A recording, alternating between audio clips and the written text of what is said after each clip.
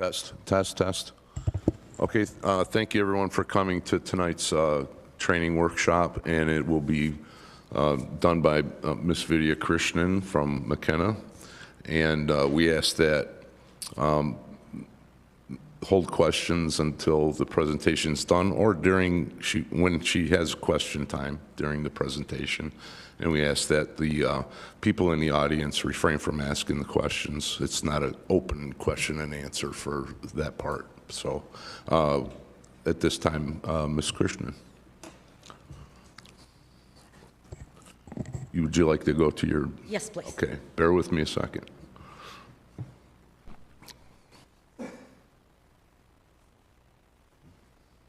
Perfect. Good evening, everyone. I think I've met everybody. For those who are new to the board, I'm Vidya Krishnan. I am a senior principal planner at McKenna, and I have served as Northfield's planning consultant and zoning administrator since 2016. This is my 26th year doing planning in the state of Michigan. So during this time, I've had the breadth of experience in all aspects related to planning and all the different things that it brings forth. Thank you all, first of all, for joining in today. I know you have a lot of meetings, the Planning Commission and Board, especially two meetings each month. This is one more meeting added. So I appreciate you being here because this training is very, very important for you to have, because it'll help you perform your functions that much better. There is a reason why we do planning, and per American Planning Association, planning would actually help communities ensure for their future. It actually helps them find the right balance between development, what is essentially needed, environmental protection, and also change. Times change, people change, communities change. So whatever rules, regulations you have, it needs to keep up with the time while keeping your vision and your view for the community also intact. So it is important that planning keeps pace with the change of times also.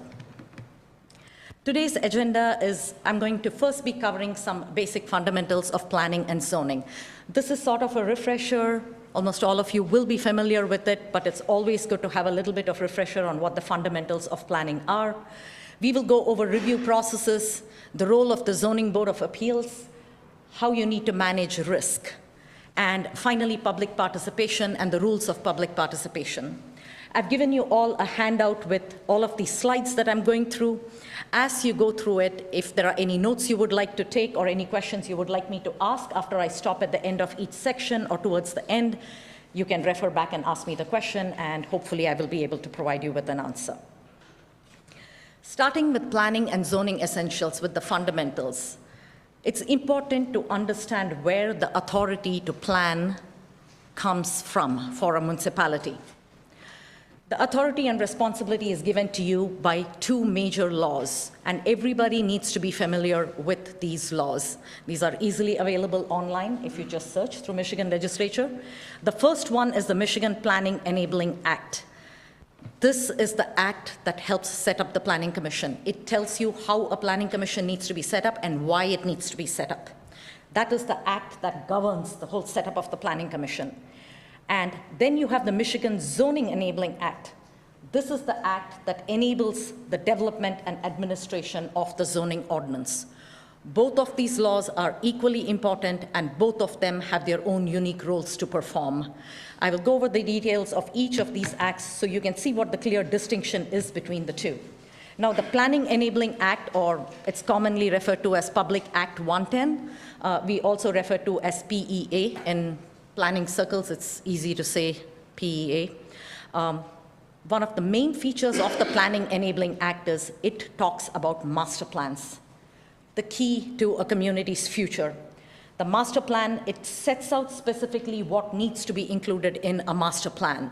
If you look at the Planning Enabling Act, it has got a clear delineation of what the structure of a master plan should be, and that needs to have certain sections which include community data, background from SEMCOG, relevant things related to population, household income, all the data that helps you support in making your findings, setting your goals and policies further down in the document. Then you need to have a section that has got a policies and objectives, which is what guides your master plan. You need to have a future land use plan map, which basically tells you what you want the future of the community to look like. And finally, the most important component of the master plan, the zoning plan. Without a zoning plan, your master plan does not translate into a zoning ordinance. So the zoning plan is a very important chapter in your master plan that will set forth what steps need to be taken, which portions of your ordinance need to be changed for your master plan to come into alignment with your zoning ordinance. It is a critical part of your master plan. Without a zoning plan, your master plan will be a document that does not tie in with your zoning ordinance. So it's a very important aspect of the whole plan itself. Now, the Michigan Zoning Enabling Act is Public Act 110, and it sets forth what a zoning ordinance needs to be. It lays out the structure for a zoning ordinance. Basically, it talks about zoning districts, it talks about what are the uses permitted, how do you do a text amendment or a map amendment. It lays out the details for variances, appeals, zoning map, planned unit development, which is a special kind of development, which I'll go over later. In addition to these two acts, it is also very important for the Planning Commission and the board and the ZBA to be aware of case law. As time goes by, some land use planning items are challenged in court, and once the court makes a finding that deviates from what is actually there, it is important to know and update your ordinance to keep up with what the ruling of the law is. One of the most important laws to come out in the past several years was content neutrality in signs. The sign ordinance was something that was challenged and went all the way up to the Supreme Court, and then the distinction was made upon how far can a municipality go in regulating signage, what you're allowed to do and what you're not allowed to do. And new aspects came out of that law, which are then incorporated into our zoning ordinance like all other zoning ordinances. Typically, it is the role of your planning consultant and your municipal attorney to keep you abreast of any change in land use law, so that they will advise you on your ordinances needing to be changed to keep up. For example, the recently adopted Woodland and Tree Preservation Ordinance. We rewrote that and we restructured that not only to meet the township's goals of tree preservation, we also wrote it in light of the tree ordinance lawsuit that happened against Canton Township, in order to make sure that our ordinance and the language that we incorporate in here for tree replacement is legally defensible. In terms of roles and responsibilities, in addition, you have the planning and zoning team. You have the Board of Trustees who are elected, you have the Planning Commission who are appointed, and the ZBA also who is appointed. In addition to these three bodies, you need to have a support team. And the support team is where your township manager comes in, your zoning administrator, your planning consultants, your engineer, your fire department, your planning and zoning coordinator. We are all your support staff. We are the ones who provide you with all the background information and all the things that you need in order to be able to make a sound decision. It is very important to remember that your planning staff and your consultants are here to provide you with sound advice. It is advice and recommendation. If you disagree with the recommendation of your planner or your consultants, it is okay. You're not bound by their recommendation. You can deviate, but when you deviate from the recommendation, there has to be a valid reason, because the recommendation coming from your consultants comes from a basis of what is legally defensible and what follows the rule of the law. If for some reason the board should choose to deviate from that, it is fine, but you need to have a valid reason to do that. And I will go over some of the roles and responsibilities of each board to tell you at what point of time, if you want to go down a different road, what you need to do in order for that to happen. Sometimes I have heard, our planner said this, so we have to follow it. No, you don't. The planner is giving you the recommendation based on best knowledge, based on not just experience, based upon collaborative experience of N number of planners, which totals hundreds of years of experience, and based upon case law and our experience. That's where our recommendation comes from. Should you choose to have a different point of view, there is no harm in you actually presenting that differing point of view. But the differing point of view needs to have a sound basis. It cannot be just because on a personal level you disagree with the recommendation that is being made to you. In terms of roles and responsibilities, the Planning Commission is a body that is appointed by the Board of Trustees. Their job is to work on the master plan. The Planning Commission is in charge under the Planning Enabling Act to draft up the master plan for you. They work on the capital improvement plan. I will go over this a little bit more in detail. The capital improvement plan workings, although it says the Planning Commission has to work on it, different communities handle it differently. There is no one recipe that happens to fit all. It depends upon how big the municipality is and how their internal setup is. Zoning ordinance recommendations, any change to the zoning ordinance. Zoning reviews, which is your site plans, your conditional land uses, subdivision reviews, and also annual report. Every year, the Planning Commission needs to present under state law an annual report to the Board of Trustees explaining how many times they met, what work was accomplished, and what is their goal to accomplish in the upcoming year. This helps the Board of Trustees understand what the Planning Commission has been up to, and it also helps the Board of Trustees prepare their budget accordingly for the Planning Commission to be able to do its work. So it is a synchronous team. And the Zoning Board of Appeals, once again, it is an appointed body, but it does differ from both the Planning Commission and the Board of Trustees because it is a completely independent body. It is a quasi-judicial body, which means they have certain legal rights on their own. A decision rendered by the Zoning Board of Appeals cannot be appealed to the Board of Trustees. It cannot be appealed to the Planning Commission. Your next step is circuit court. So to that degree, the ZBA functions as a completely independent body, even though they are appointed by the Board of Trustees. And their job is to listen to appeals, which is administrative appeals or any decision rendered by staff, variances, which are typically in your zoning ordinance, it'll be clear, dimensional variances only. I will describe that further in detail when we discuss the ZBA, and any other duties that are assigned through the bylaws itself. Now, the Board of Trustees, briefly, this is an elected body. So basically, you're answerable to your constituents. So you are the legislative body. The final decision rests with you in adopting the zoning ordinance. You adopt any changes to the text of the zoning ordinance and the zoning map, which is rezonings. You can approve or deny special land use recommendations. The Planning Commission can only recommend it to you. It is up to you to make a final decision. Special land uses in the township zoning ordinance are referred to as conditional land uses. They're the same thing, basically, special or conditional land use. The board is the one that sets permit and application fees. You appoint the members to the ZBA and to the PC. Planned unit developments, the final decision rests with the Board of Trustees, and that's because every PUD finally gets set in stone when a PUD agreement is executed. That agreement can be signed with the developer only by the Board of Trustees. So once again, the Planning Commission would be the recommending body, and the Board of Trustees is the one who approves or disapproves it. If applicable, adopts the master plan. In some municipalities, very rarely, I've never come across one, but state law does permit the Planning Commission to adopt the master plan. But it needs to be so set up in the municipality's charter itself. I have not come across any municipality where the Planning Commission has, in fact, adopted.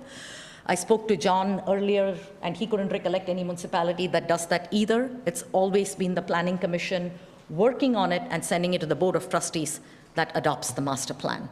And finally, the capital improvements plan, rightly so, the Board of Trustees is the one that approves it because you're in charge of budgets. You will know what money is available for the various improvements and programs within this township itself.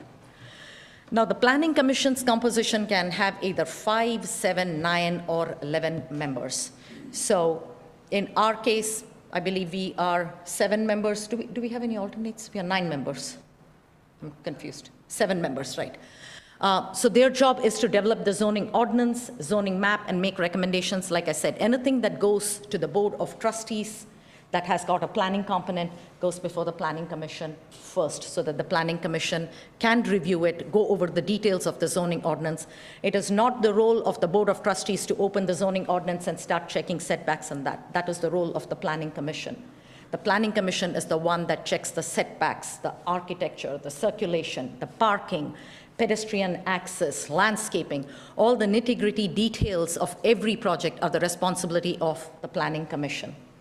When they make a recommendation on a special, site plans are always approved by the Planning Commission. The Board of Trustees is responsible only for the conditional land use portion of it. Capital improvements plan, of course, Planning Commission holds public hearing on special land uses and amendments, approves site plan, reviews any matters that are referred to by the legislative body. There might occasionally be some issue that is brought up maybe by a resident or somebody else, a citizen, in front of the Board of Trustees. It might be a planning-related matter. The Board of Trustees can make a motion to refer the matter to the Planning Commission to take a look into it and see if the ordinance needs to be fixed. And it'll be the Planning Commission's responsibility then to receive the board's request and then work on it. The board does not work on an ordinance change or something in direct response to feedback or comments received from citizens. It is directed back to the Planning Commission because it is the job of your legislative body to come up with those regulations. And finally, the Zoning Board of Appeals. Now, the members are appointed once again by the Board of Trustees, and that number is specified in your zoning ordinance, but it can never be less than 5 if you have over 5,000 citizens, as in the case of the township. And you need to have 2 alternates. In some cases, very rare cases, in smaller municipalities, the Board of Trustees or the City Council also acts as the Zoning Board of Appeals. This generally takes place in very small communities. I'm aware of 2, the city of Orchard Lake Village and the city of Lake Angeles. They're both really small communities, so their city council de facto also acts as their Zoning Board of Appeals. But in case of any community with a sizable population, the Zoning Board of Appeals is always a separate body. The zoning administrator, a very important component that provides the support to the Planning Commission, the BOT, and the township in general. The zoning administrator's job is to administer and enforce the zoning ordinance. They consult with applicants before an application. Recently, the Board of Trustees approved a text amendment that set clearly what the pre-application meeting should be, where before a developer purchases property or makes a sizable investment in the community, it is important to first check with the community whether the use is even permitted, whether it's even aligned with the master plan and the zoning ordinance before they go too far down the road and then they say, I've already spent so much money. You don't want to get into that situation. So the zoning administrator's job is to filter all that before it reaches the next stage in the interest of saving the township, any prospective developer or residents time and money. They also issue zoning compliance permits and sign permits in the township. We write reports to both the township, the Planning Commission, and the ZBA. You do get a quarterly report from me summarizing all the applications that have been approved, those that have been denied, any pre-application meetings that have taken place.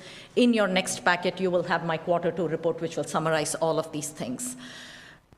The Northfield Township zoning ordinance also sets forth that the zoning administrator shall do final site inspections. Once the Planning Commission has approved the plan, a site goes through the whole construction phase, the site is built out, the building official reviews everything related to the building itself, make sure all the permits, those are secure. Once the building official is okay with the building, then a final site inspection is called on by the zoning administrator. The zoning administrator inspects the site to make sure it is in conformance with the plan that was approved by the Planning Commission. Upon both the building official and the zoning administrator signing off, a certificate of occupancy is issued. In rare circumstances, sometimes weather comes in. Say a site has done everything they need to except the landscaping is not in, it's already October. You cannot install landscaping in October. So in those times, the zoning administrator can recommend the collection of a bond in the amount necessary to complete the landscaping so that they're issued a temporary certificate of occupancy. They can occupy and start their business. And once spring comes in and they put their landscaping in, the bond is refunded back to them. This is to ensure that the site is complied with. The zoning administrator's job is very important to coordinate with your zoning and planning coordinator. In this case, your zoning administrator, which is me, is a consultant to the township.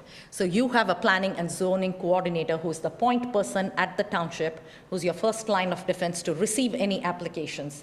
Before those applications even come to me, your zoning coordinator filters them out to see if those applications even meet the basic requirements of information that is needed without there was a time when we would receive drawings done on a dinner napkin. I'm not kidding you. I have gotten something on a dinner napkin balanced on a steering wheel while it was moving, I'm guessing.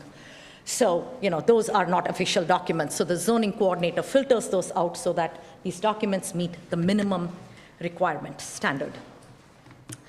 Your two main tools to do planning and zoning within the township. The first is your master plan. The master plan is a really, really powerful tool. So the township is currently in the process of updating your master plan. You're not rewriting your whole master plan. Rewrite of a master plan means you're scratching the entire thing starting from ground zero. That's not what we are doing now. We know our master plan has got some really good components, but there are other aspects of it that do need to be updated based upon changing public vision, based upon what the citizens want, based upon infrastructure limitations, so on and so forth. So right now, that's what we are working on. The master plan is the basis for your zoning ordinance. So your master plan needs to be under state law. The master plan must be updated every 5 years. Now, when they say every 5 years, it doesn't mean you have to rewrite your whole master plan or you even need to update it. Say you adopt a master plan, it's great. At the 5-year time period, you revisit it, you do a quick review, you say, you know what, everything looks great. We don't need to change anything. You can just re-adopt it. You don't need to change it, but you must revisit it every 5 years to make sure. A master plan is typically a 20-year vision, 10 to 20-year vision for the community down the road. So you need to make sure the vision is aligned. Like I mentioned at the beginning, population changes, people change, the vision of the community changes. Your master plan needs to keep pace with that. It identifies existing conditions and trends. It sets goals with public input. The master plan is such a powerful document because it is written with full public input. There are times when no matter how much outreach a community does, the public does not show up for the master plan input. But the moment the master plan is published, your room will be filled with people complaining about how terrible the document is. I have seen that happen all the time. So when a master plan is being done, trying to do as much public outreach as possible so people know this is important. Because if you don't let your voice be heard when the master plan is being written, and then the zoning ordinance is based on the master plan, if you complain later, there is nothing the Board of Trustees or the Planning Commission can do. I will go over that and explain why there is nothing they can do. So getting public to participate is very important. You can do all the surveys you want, all the meetings are open, you publish your agendas, but word of mouth to let people know if you want your voice heard, you need to show up at the meetings and let the elected officials and the appointed officials know what your opinion is. Because typically, it's always the thing. In a public meeting, only few people show up. So unfortunately, that alone is used as an influence to write a whole plan, which might not be a true reflection of the rest hundreds of thousands who probably don't come to this meeting and then realize that something is on the books which they did not really want. They just didn't know that it was being rewritten. The master plan also helps balance the community's rights with landowner rights. There are property rights. There has to be a balance between the two. It also provides for future development, which, as I mentioned, through your future land use plan map, that's where you go. And as I mentioned, it must be revisited every 5 years. When you do a master plan, it helps you define your land uses better. It helps guide your development so you're not just going off based upon whatever comes across your table, ruling on it. You know what your master plan says, so you know what to do about it or how to go about it. There is a guide map, and that's what the master plan is. And the overarching principle of all planning and zoning, public health, safety, and welfare, which is the overarching goal of both the master plan and your zoning ordinance. So that is the benefit of a master plan. Now, when you go to a zoning ordinance, the first and foremost goal, the rules and regulations are in place to protect public health, safety, and welfare. It ensures that you have orderly development. So you don't have a single-family home right next to it. You have an industry that probably emits smoke or other noxious fumes, or right next to that you have a restaurant that is open till 2 a.m. per their license, and now you're disturbing the peace and quiet and the welfare of whoever is there in that single-family home. You need to balance the rights of all those individuals and ensure that growth is there while balancing it out with orderly development. And the zoning ordinance divides the municipality into zones, which is your zoning districts.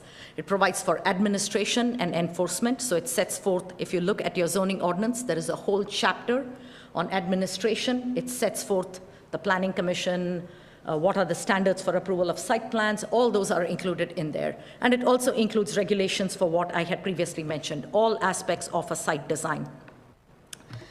Now, what is the relationship between a master plan and a zoning ordinance, or what is the difference between the two? Your master plan is a guide for the future. Your zoning ordinance is a regulation for today. The master plan is a policy document. I cannot emphasize that enough.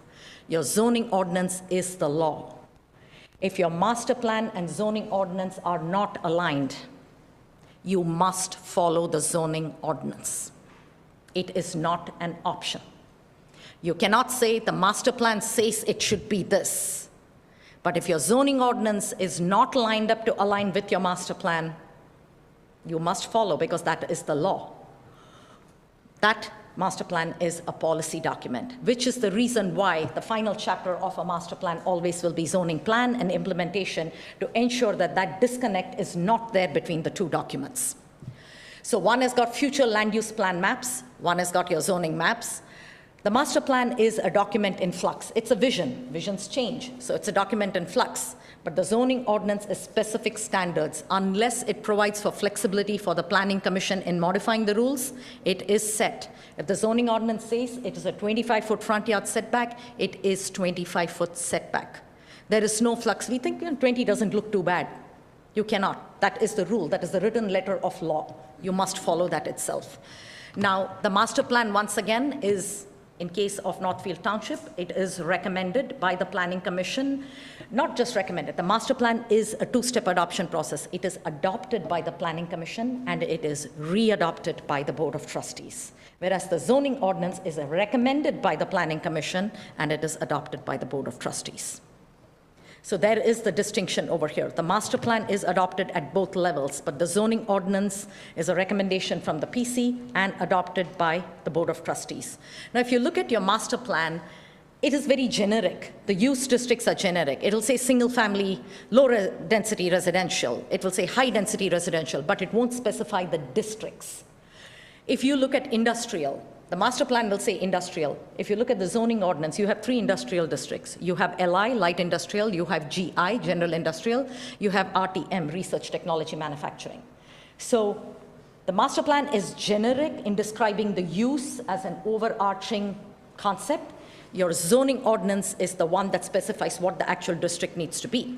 So if somebody makes a petition to rezone a property to LI, say GI district, you look at your master plan says, okay, it is going from ag to industrial. You will look at your zoning map. The zoning map shows the entire area as LI, all of the surrounding properties. So your determination is a rezoning from industrial, what its ag zoning is based upon the master plan, is aligned with LI, not with a GI, not with an RTM. Your existing zoning and land use patterns around that area will help you narrow it down to which specific zoning district is appropriate for that. For instance, if you look at high density residential, we have both SR1 and SR2 zoning districts in our zoning ordinance. SR1 is 10,800 square foot lots and SR2 is 7,200 square foot lots, much smaller. SR2 is mostly around Horseshoe Lake. SR1 is mostly along Whitmore Lake. So there is a difference between the two. The lot sizes are different. So if somebody comes on East Shore that happens to be an isolated parcel that is zoned something else, they want to rezone it, and they ask for a rezoning to SR2. No, because SR2 will be a spot zone over there. It does not fit in with the rest. What fits in over there is SR1. So that is the determination that will be made. So zoning ordinance is very specific. Your master plan gives you a general idea of what the districts need to be. Briefly touching on capital improvement plan. This is a 6-year plan that is generally touched upon, updated annually. It generally tries to coordinate the master plan policies with the community's budget. The way to typically do a capital improvements plan, this is something your incoming township manager will probably be working on. They will initiate a list of all they will reach out to all the department heads, your DPW, fire, all of them, and find out what are the needs of each department. Their job will be to consolidate it. Their job will be to work with the board to try and find out what the budget is. I mean, if you ask for people's dream list, each department is going to have their own list, but it needs to be reconciled with the reality of what the township's budget actually is. So they work on it, and then it is reviewed by the Planning Commission simply because the Planning Commission needs to verify that the capital improvements you're making are in fact aligned with the planning goals, which is very important. For example, extension of the sewer district boundaries. That kind of thing should be reviewed first by the Planning Commission, because the Planning Commission decides what is the land use vision for the area, and based upon that, the policy is set whether the sewer district boundaries are expanded, and then budget is allocated for whatever money might be available to make the necessary improvements. So it is a lot of back and forth. A capital improvements plan is not as straightforward as a zoning text amendment. Somebody appeals, it comes before the Planning Commission makes a recommendation after public hearing, board adopts it. If board does not like it, send it back to Planning Commission reworks it or says, nope, we are good with what we sent you the first time, sends it back.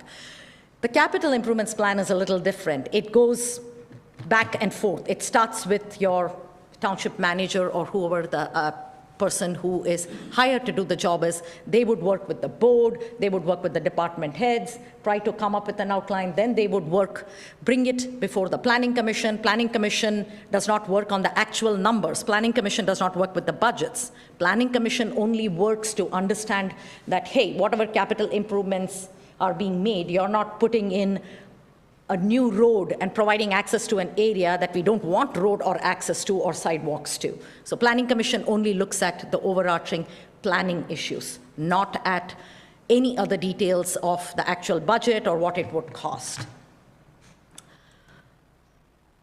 So I asked this question before itself. So is the master plan a legally enforceable document which is tied to the next? If the master plan and the zoning ordinance are in conflict, which governs zoning decisions?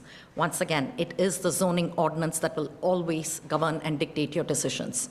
So it's important your zoning ordinance is in sync with your master plan itself, so that whatever decisions you're doing is not going contrary to one, as we have seen sometimes happen. You know, sometimes there are questions saying that's not what the master plan says. And many people, residents, or people who are not in the field of planning and zoning, it is understandable. They get confused between the two documents. They come before the Planning Commission and they say, but the master plan says this.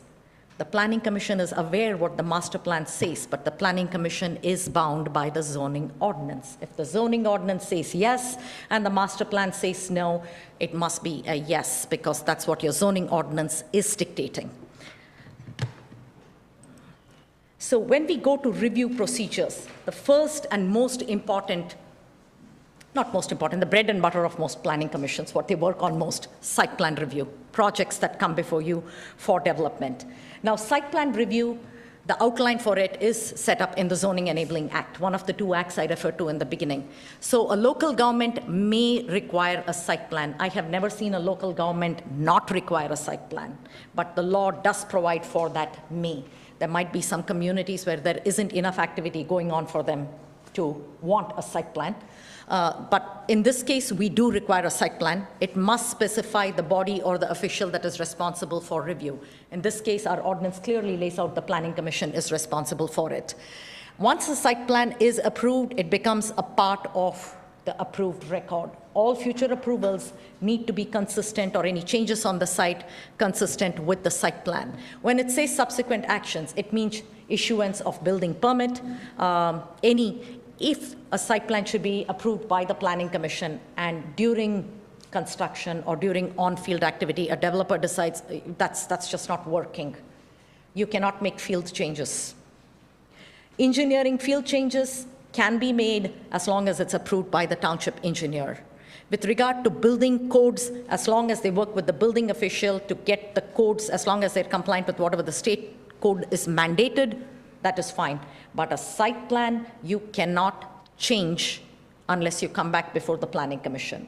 The zoning ordinance has got very small window to allow the zoning administrator to approve certain small modifications. For instance, maybe a parking space is being added or the striping needs to be redone. A particular tree species that was shown on the Planning Commission site plan is not available in any nursery or is back ordered for 6 months. They want to substitute it with another species. Your zoning administrator or planner can approve that. A light fixture, a shielded fixture is not available. They can swap it out for another similar looking fixture. Only those really minor. No change in access, circulation, sidewalk location, building architecture, overall site design. You have to go back before the Planning Commission for amended site plan approval. Once the site plan is approved, it is a record. You must follow what is shown on the site plan. You cannot tweak it, you cannot change it. I digress a little bit. I recently had an experience in one of my communities where it was a main street and there is this 2-tenant building and Cottage and Pizza decided to go into one of the tenant spaces. In their infinite wisdom, they decided to actually make modifications to the building facade before they got Planning Commission site plan approval. It's an existing building, but they wanted to make it look better. What happened was it was pitched roof, a small pitched roof building with 2 small dormers. They decided to remove the dormer on one side and put in a nice big gable, and the other side had the tiny dormer. So the entire building looked like it was tilting off. So they finished the whole building. They came before the Planning Commission seeking approval, and they thought it would be easier, which I've seen many times. It's easier to ask for forgiveness than permission. Planning Commission was not happy, and we made a recommendation for denial on the architecture. So since the applicant put up that whole roof over a weekend, the Planning Commission gave them 48 hours to rip it all out and put it back the way it was, which got done by Monday morning. So it is important for the Planning Commission to understand you don't have to approve something that was done in violation of your rules just because it's already done. You don't get rewarded for breaking the rules because there are so many people, so many residents, so many citizens, so many developers who follow the rules. By breaking the rule and getting a free pass go, you're encouraging everybody else to do that. So yes, it is a very hard decision asking somebody to undo whatever they did, but that was something they should have thought of before they decided to defy written letter of the law. So I want the Planning Commission to be comfortable. If you're asking an applicant to make a change, you are not in the wrong. They can always come and ask you for modifications, and the Planning Commission can discuss it. Maybe the Planning Commission would have found some medium ground. But once you do the whole thing and you're saying, well, oops, I did it, can you just approve it? No. You're not obligated to approve something just because it is built if it was done in violation to your rules. And you don't need to feel guilty about denying it either. So, when is a site plan required? When you have special land uses or you have planned unit developments and municipality decides, in your zoning ordinance, it clearly lays out. You have different zoning districts. It clearly sets forth. Our zoning ordinance has got a specific section, which is quoted over here, which gives you an exemption. The only projects that are exempt from site plan review in the township are farms. Farming, agricultural activity does not need site plan approval. If somebody is doing farming related, they are just farming their land and doing stuff related to the agricultural things, site plan approval is not required. Site plan approval is not required for individual single-family homes. But anything that is a subdivision, a commercial development, an industrial development, a PUD, all of those require site plan approval, including change of use in an existing building, because different standards tend to be applicable to different uses. You have a site plan checklist manual that Julie maintains. The township keeps updating it. The manual is very clear. Whenever anyone applies for site plan, they're given the checklist manual. It is very, very helpful. It tells them all the things they need to do. This manual is generally broadly based for all new construction. So for existing buildings, many of them might not be applicable. So all the applicant has to do is write not applicable or say already existing and provide the required details. But this checklist serves as a catch-all for anything there is. And it also serves to say where a requirement can be waived if there's nothing that can be changed. Now, the Planning Commission, when they review it, makes sure that all the required information is in there, all ordinance standards are met, and the site plan review criteria, which you rely on your consultants for, because that's what we do. We analyze all of those aspects and put it together as various topics in your review letter itself. Once it is done, the Planning Commission either approves it, they either approve it with conditions or deny a site plan. If you believe that a plan needs to be revised, you're okay with what's going on, but you still think changes need to be made, you can table the plan. But when you table a plan, table it to a definite date. Otherwise, the plan remains open-ended without coming back to the table at all. Because if you open-ended, just table it without a specific date setting, when it comes back to you, you need a specific motion to bring it back onto the table. It just complicates the whole thing while putting it on an agenda.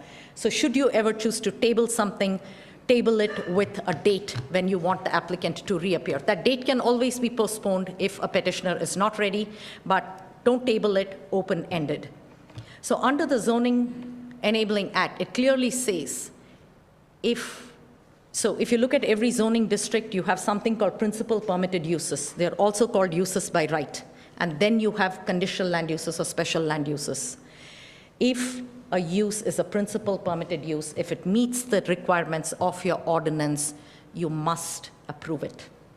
Doesn't matter if you don't like it. Doesn't matter if the entire Planning Commission doesn't like it. If it's a principal permitted use or a use by right, you must approve it. If you're going to add any conditions to the plan, the conditions of approval need to be related to the site plan itself. They just cannot be something abstract out there in the municipality. The conditions that you attach should be relevant to the site plan, how to make the site plan better in the interest of public health, safety, and welfare. It cannot just be a random condition. You cannot require anything other than what the zoning ordinance allows. You have to stay within your boundaries. If a land use is permitted in a zone, you must permit it, you have to approve it, and you cannot approve a use that is not allowed in a district either. If a petitioner comes before the Planning Commission, says, I have this fantastic plan, you like 9 aspects of the plan, but 1/10 aspect of the plan is a use that is not allowed in that zoning district, you cannot approve it. You cannot go beyond it saying it's 9 out of 10, it's okay if it doesn't meet that one. It must meet all 10. And if it meets all 10 and you still don't like the use at all, you must still approve it. As long as it meets your ordinance, you can. You cannot deny a lawful land use. And when we say you cannot require anything other than what the zoning ordinance allows or put reasonable conditions, when you require something more above and beyond what a zoning ordinance does, it can fall under the realm of what is called impact fees. Impact fees are illegal in Michigan. You're basically being punitive for somebody to develop their property. You cannot do that. So any conditions you place must be reasonable, must be tied to the site plan, and must be relevant to the use itself. Now, conditional land use permits. Now, conditional land uses, by its innate definition, are uses that are compatible in the zoning district. These are actually uses that your zoning ordinance believes are correct for that zoning district, but in certain locations and under certain circumstances. So that is why it's a conditional land use. There are conditions attached with it. So if a petitioner comes before you with a conditional land use, they meet all the conditions that are listed for that use. They meet all the additional conditions that are set forth by the Planning Commission and Board of Trustees to protect public health, safety, welfare. You have to approve it. If a conditional land use comes before you, the zoning ordinance says these are the 4 conditions that must be met. You must maintain a 200-foot setback from the nearest residential area. You must provide a green belt with double staggered evergreen trees. The use cannot operate over the weekends. If it's got all those stipulations and the plan meets all of the stipulations, and then while you're discussing during public hearing, additional concerns come up, and the Planning Commission or the Board of Trustees say, for additional protection, we would like you to add more landscaping over here, we would like you to build a berm over here, and the developer complies with all of those conditions, you have to approve the plan. You cannot deny a plan, a conditional land use, if it has met all the standards for review, if it has met all the conditions that are set forth in the ordinance and the conditions imposed upon it by the Planning Commission and Board of Trustees, simply because you don't like the use. If you don't like the use, you can always revisit your zoning ordinance and move the use to a district where you believe it will be appropriate. Sometimes it happens. Municipalities have zoning ordinances that are decades old. There are uses in there that nobody anticipated. You never received a petition for it. Suddenly a use pops up in front of you, and everybody's like, wait a minute, I don't want that use over there. The problem is the use is allowed under your zoning ordinance. It's got conditions. It's a conditional land use. The petitioner meets all the conditions that you're setting forth for the land use and meets every single, if the concerns raised during the public hearing are, we believe it is a concern for public health. So the Planning Commission needs to explain why they believe it is not in the interest of public health. And if the petitioner or the developer then proposes to you what they're going to do to address that concern, and the board says, this is what it would take to address that concern, and the developer measures up to that condition also, you have to approve the use. Sometimes there'll be uses which you're like, okay, it should not have, first of all, been allowed here or should have been in some other district.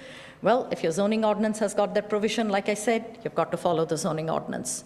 So it is very important to review your zoning ordinance periodically or before it comes to your notice. Reacting after the horse has bolted, closing the barn door is not going to be too helpful. So you need to be proactive and fix that so that you don't get into an issue, because doing that opens you up to big-time liability. So risk management, that is one of the critical aspects of risk management. Now, conditional land use procedure is like a site plan in the sense that they also have pre-application meetings, they submit a complete application and fee. If applicable, yes, it is applicable. They have to under our zoning ordinance. A public hearing has to be notified at the Planning Commission. Under state law, the public hearing notice has to go in a newspaper of general circulation 15 to 30 days before the Planning Commission meeting, and a notice has to be mailed to all property owners within 300 feet of the subject site. That is 300 feet from the property lines, not from the center line of the property. Not from the edge of the property line, it has to be a 300-foot radius. I believe in our zoning ordinance, for some strange reason, there is 600 feet. I have never seen it in any other zoning ordinance, but Northfield seemed to have it, and the Planning Commission and the Board of Trustees so far has found that it has worked well. A reason for that might be because most of the property is ag. Your properties are not as densely packed as it would be in other one of the more developed municipalities like Plymouth, Canton or something. I mean, they're 300 feet and you'll hit 300 homes. So here, 600 feet so that you at least get the immediate neighbor possibly is at 500 feet. So this ensures that you get representative feedback for your public hearing. So the Planning Commission, like I said, would review, recommend approval, conditions, denial, and final action will be by the Board of Trustees. You can accept the Planning Commission's recommendation and act on it. You can add more conditions, you can modify the conditions, or you can deny it altogether. The Board of Trustees will have final say on the conditional land use. But once again, the rules for review of the project that are applicable to the Planning Commission is also applicable to the Board of Trustees. You must follow the rule. The Board of Trustees end up with more public pressure because you are elected officials, but your role is to protect your own residents.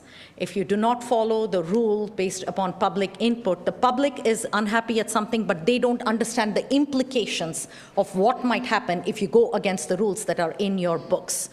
So if you do not follow the rules and then there is a lawsuit, those lawsuit damages once again goes to all the residents, which goes to the taxpayers, which is never something that will be well received by any taxpayer. I can tell you as a Canton taxpayer was not happy to pay damages for the tree lawsuit. So review considerations, zoning ordinance sets forth specific standards for review of conditional land uses. Basically, most of these are subjective standards.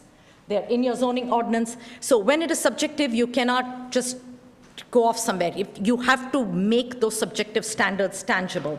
For instance, if it's not hazardous or disturbing to existing or future neighboring uses, you cannot just say, I deny it because I think it is going to be disturbing to the neighbors. You cannot make a generic. If your basis for denial is disturbing, how? Do you think it's going to generate noise? Is it going to generate toxic fumes? If so, what kind of noise? What kind of decibels? How far do you think that noise is going to be heard? You need to have valid reasons. You cannot make vague statements for denial of a project. We think it is not. One of the most vague statements I always hear, our taxes are going to go up. My property values are going to fall down. What is the proof? What is the data to back that? You cannot make generic statements like that and use that as a basis for denial of a project. You cannot say our property values are just going to plummet with this. If that is a standard you're going to use to deny a project, you need to have hard data to back it based upon real estate analysis or reports or something telling you that a similar situation took place over here. These were the property values before that. This is what happened. So there is actually proven case showing that the values actually fell. Instead of saying, that's it, my house is now going to be worth nothing. You have to have evidence to back that up. If you're going to hang your hat on a subjective standards, you need to have evidence to back it up. Now, text and map amendments. Amendments are changes to the zoning ordinance. Text amendments is where we change our language, dumpster regulations that the board approved, the woodland tree protection, your architectural guidelines. These are actually design regulations in the ordinance. Map amendments are rezonings, basically. They're also called map amendments. So amendments can be initiated by the Township Board of Trustees. You can initiate, you think some section of the zoning ordinance is not working, like I said, you can make a motion and tell the Planning Commission, we would like you to look into this. We believe, we have heard some things that this is not working, and Planning Commission can work on it. Planning Commission can initiate it, which is what the Planning Commission did for architectural guidelines. When Planning Commission saw the projects coming through and the fact that we had no architectural guidelines, the Planning Commission decided we need to have standards so that we are not just accepting whatever comes through the door. And so the Planning Commission initiated that. Property owners can also initiate a text or a map amendment. A text amendment typically gets initiated by a property owner. They can ask for a land use profile to be changed. We do not allow use variances, but you can always have a developer or property owner say, I want to put this use in the LI district. It is not allowed. I would like you to amend your text to include this use. It is their prerogative. It is their right to make that appeal. But when a developer or a property owner initiates such an amendment, at least in other municipalities, we have not had that here, the cost of developing such an amendment is borne by the party that is requesting the amendment. If it is not initiated by the Planning Commission or the Board of Trustees, the party that is asking for the ordinances to be changed in order to facilitate whatever they want to do is the party that will bear the cost of such amendment. In those cases, the Planning and Zoning Coordinator collects funds in escrow, and that escrow money is used to pay the cost of your consultant or whoever writing the text amendment. At the end of the amendment, whether the amendment passes or fails, only the leftover money is returned to them. It is not that your amendment didn't pass, here is a full refund. That's not how it works. Work was done for it. So that is an important thing that we need to remember. So amendment, once again, a zoning text amendment or a map amendment, the public hearing notification requirement is the same as a conditional land use. You have to do public hearing notice in a newspaper 15 to 30 days before.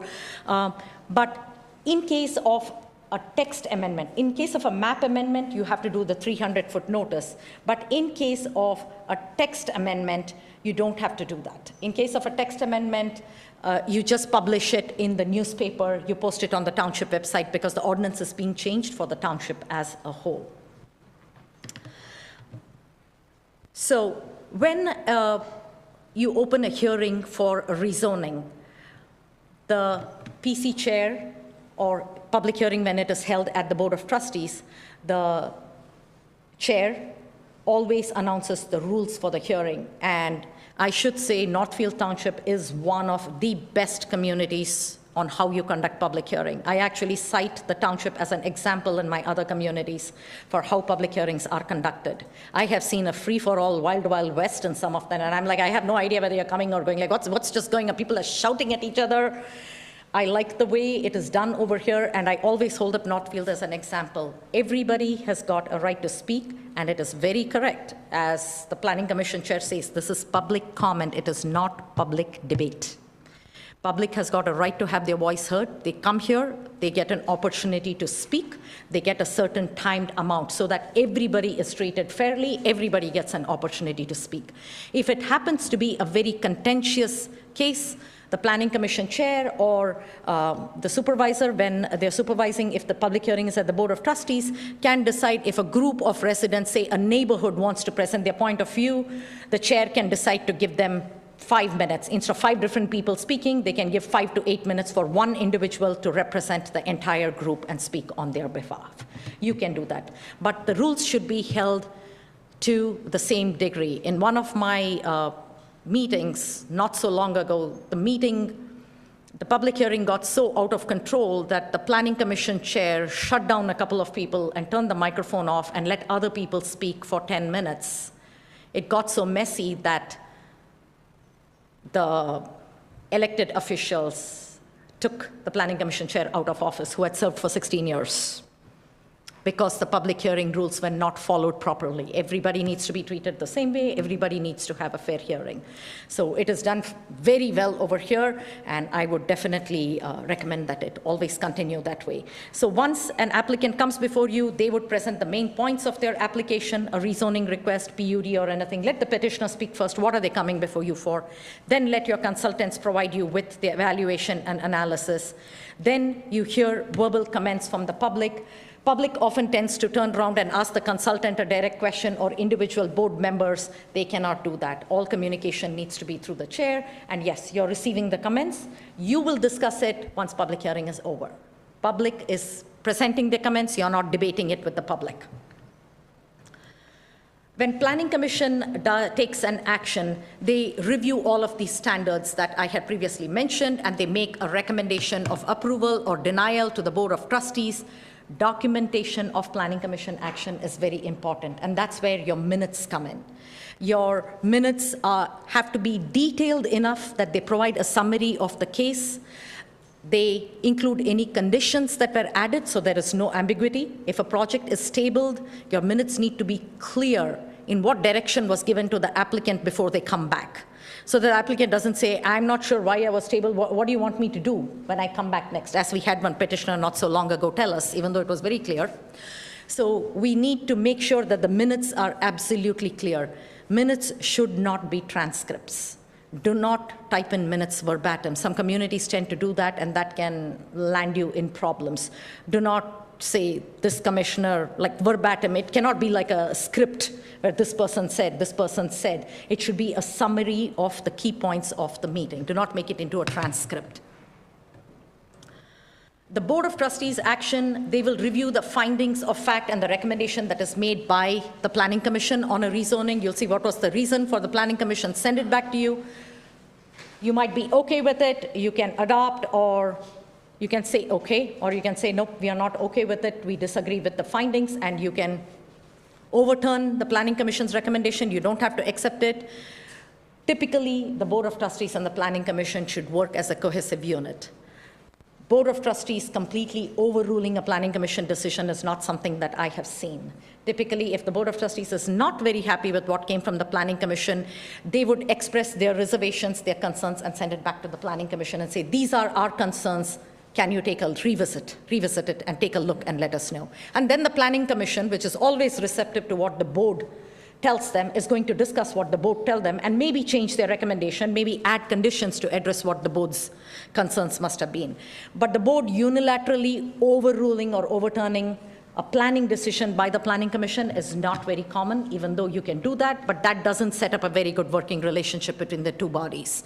And as I mentioned at the beginning, this is a team effort. If one arm of the team disses the other arm, it's not going to be a very good game. So we'll all work together. That's very, very important. Now, there are special development options, something that is a little bit of a contention here. PUDs, planned unit developments. This is a developmental tool that is there in our zoning ordinances. It It works well in some communities, and other communities not so much. So it is actually a legislative body may establish. You don't have to have PUDs in your zoning ordinance. You can have it, which we do.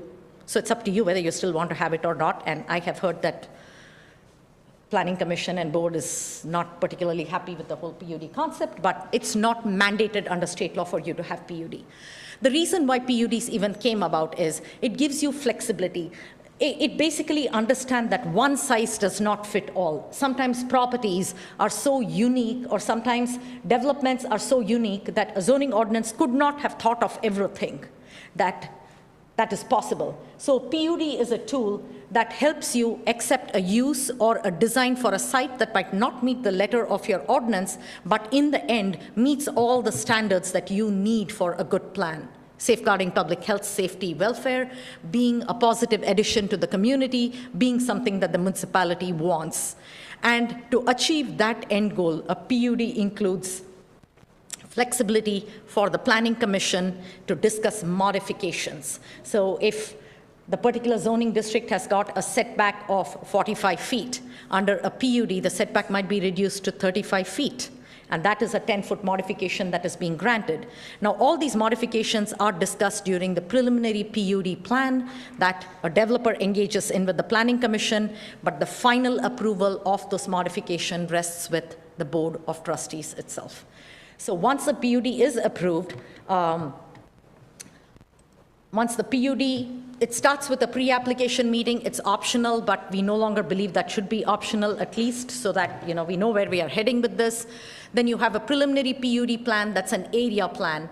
Typically, PUDs require a parallel plan. When somebody is trying to come to you for flexibility in your ordinance standards, you basically want to see, you're like, okay, how much of the ordinance are you deviating from? If it were developed under the ordinance as it's currently written, what would the site look like? What are you proposing that is so much better than what it would be under the current? So it might be a project where, say, it's got some thick stand of woods, it's got certain wetlands. So what a developer might do in a traditional plan is subdivision, is to grid the whole thing and show you what a traditional plan would look like. And then they will tell you under a PUD, we will have smaller lots, but we will preserve so much of open space, we will provide public amenities, we'll create boardwalks. So what is the public benefit that is being secured? That is what a PUD has to demonstrate to you. Once again, when a project goes through a PUD approval and when a final PUD approval is granted by the Board of Trustees, on your zoning map, the designation of the property changes to PUD. PUD is a zoning designation by itself. The underlying zoning is no longer applicable. The PUD becomes the overlay, and all development in the PUD property will be governed by the PUD agreement. The PUD agreement is the one that will set forth the setbacks, the landscaping, parking, architecture, everything will be laid out under the PUD ordinance itself, unless the PUD specifically references a section of your zoning ordinance.